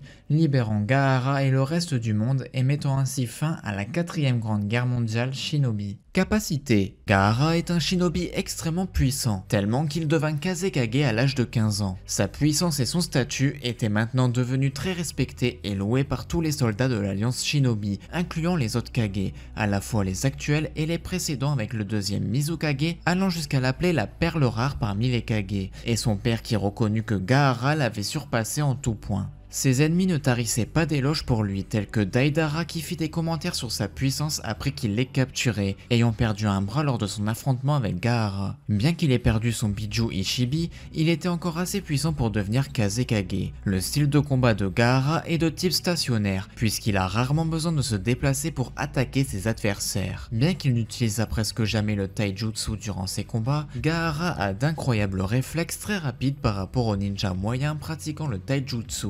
Gaara fut montré ayant une grande force physique, même sans se transformer en Shukaku. Il put facilement repousser Temari avec un seul coup de poing. Il montra qu'il pouvait être un professeur très qualifié dans l'anime, enseignant à Matsuri comment utiliser un Joyo quand il apprit qu'elle était effrayée par les armes. Comme beaucoup de ninjas de Suna, Gaara est compétent avec les parchemins de scellement, utilisant son sable à la place des bandages. Il montra aussi sa capacité à utiliser la nature de chakra Futon. Dans la seconde partie, Gaara montra qu'il était un grand analyste et un tacticien très compétent. Cela fut prouvé quand il fut capable de vaincre le deuxième Mizukage en élaborant un plan pour contrer le clone explosif du Mizukage. Contrôle du sable. Étant un Jinchuriki, Gaara a une très grande endurance et un haut niveau de chakra comme affirmé par Kiba, et ainsi il peut utiliser beaucoup de techniques basées sur le sable en consommant son chakra, parfois plusieurs fois à la suite avant d'être épuisé. La quantité de chakra qu'il peut contrôler en une seule fois est immense. Il peut utiliser une grosse quantité de sable aussi bien pour se transformer entièrement en Shukaku que pour créer un tsunami de sable pour combattre Kimimaru. Dans la deuxième partie, il est capable de rassembler assez de sable pour protéger le village de Suna tout entier d'une bombe C3 de Deidara, tout comme pour aider à arrêter une météorite géante. Si le sable manque en abondance, Gaara peut broyer les minéraux de la terre dans le sol pour créer plus de sable. Tandis qu'il peut contrôler tout sable sec, le sable ordinaire requiert plus de chakra pour le manipuler, le fatiguant plus rapidement. De ce fait, Gaara garde son propre sable imprégné de chakra avec lui à tout moment, dans une gourde faite également de sable. Du fait que ce sable soit déjà imprégné de son chakra, Gaara a plus de facilité à le contrôler, permettant des attaques plus puissantes et rapides avec cela. Durant les combats, Gaara se déplace très rarement, attaquant avec son sable d'un seul endroit et utilise rarement le taijutsu. Quand il fut présenté pour la première fois, son attaque de base était le sarcophage de sable, pour capturer, immobiliser et potentiellement étouffer un adversaire avec son sable. Une fois l'adversaire sous son emprise, il utilise le tombeau du désert pour provoquer l'implosion du sable pour écraser l'adversaire avec des intensités variables. Bien qu'il développa d'autres attaques tout au long de la série, la tactique de capture et d'écrasement reste au centre de son style de combat. Gaara tenta de l'utiliser à 4 reprises sur Kimimaru. Comme second élément de son style de combat, Gaara a plusieurs défenses basées sur le sable pour être utilisées dans le cas où un adversaire serait trop près. Sa première défense est le bouclier de sable, un bouclier de sable automatique qui l'entoure et le protège des attaques qui le veuillent ou non. Gaara peut contrôler le bouclier à un certain degré, le renforçant jusqu'à être dur comme du métal ou l'invoquant pour encaisser complètement le coup à la place. Bien qu'étant une défense efficace, le bouclier peut être surpassé avec des attaques extrêmement rapides ou tout simplement être brisé avec une attaque d'une incroyable force. Si cela arrive, Gaara a une couche de sable recouvrant son corps, appelée armure de sable. Gaara peut écraser également les minéraux les plus durs contenus dans le sol pour créer un bouclier ayant la forme du corps de Shukaku, ou bien dans l'anime une lance ayant la forme de son bras pour le combat. En plus de ces méthodes d'attaque et de défense, Gaara a aussi plusieurs techniques diverses, capables de les utiliser aussi bien en attaque qu'en défense. Par exemple, en faisant un clone de sable de lui-même, Gaara peut avoir un allié à utiliser en combat, ou comme simple distraction pour pouvoir gagner du temps. Avec la suspension du désert, Gaara peut utiliser du sable comme plateforme pour permettre à lui-même et aux autres de léviter dans le ciel. Il peut également utiliser le troisième œil qui lui permet de créer un œil de sable volant allant n'importe où au travers duquel il peut voir pour espionner ou guider ses attaques quand il est entièrement renfermé dans ses défenses. Son sable peut également être utilisé comme un outil de détection. Gaara peut détecter quand quelqu'un entre en contact avec son sable, même de très loin. Grâce à ça, il fut capable de retrouver Mu à plusieurs occasions. Transformation du Jinchuriki. Dans les situations désespérées, Gaara était capable de prendre la forme de Shukaku en recouvrant son corps de sable, le rendant à chaque fois beaucoup plus fort qu'il ne l'était. Si nécessaire, Gaara peut presque créer instantanément une version de Shukaku de taille réelle. Quand il avait besoin de toute la puissance de Shukaku,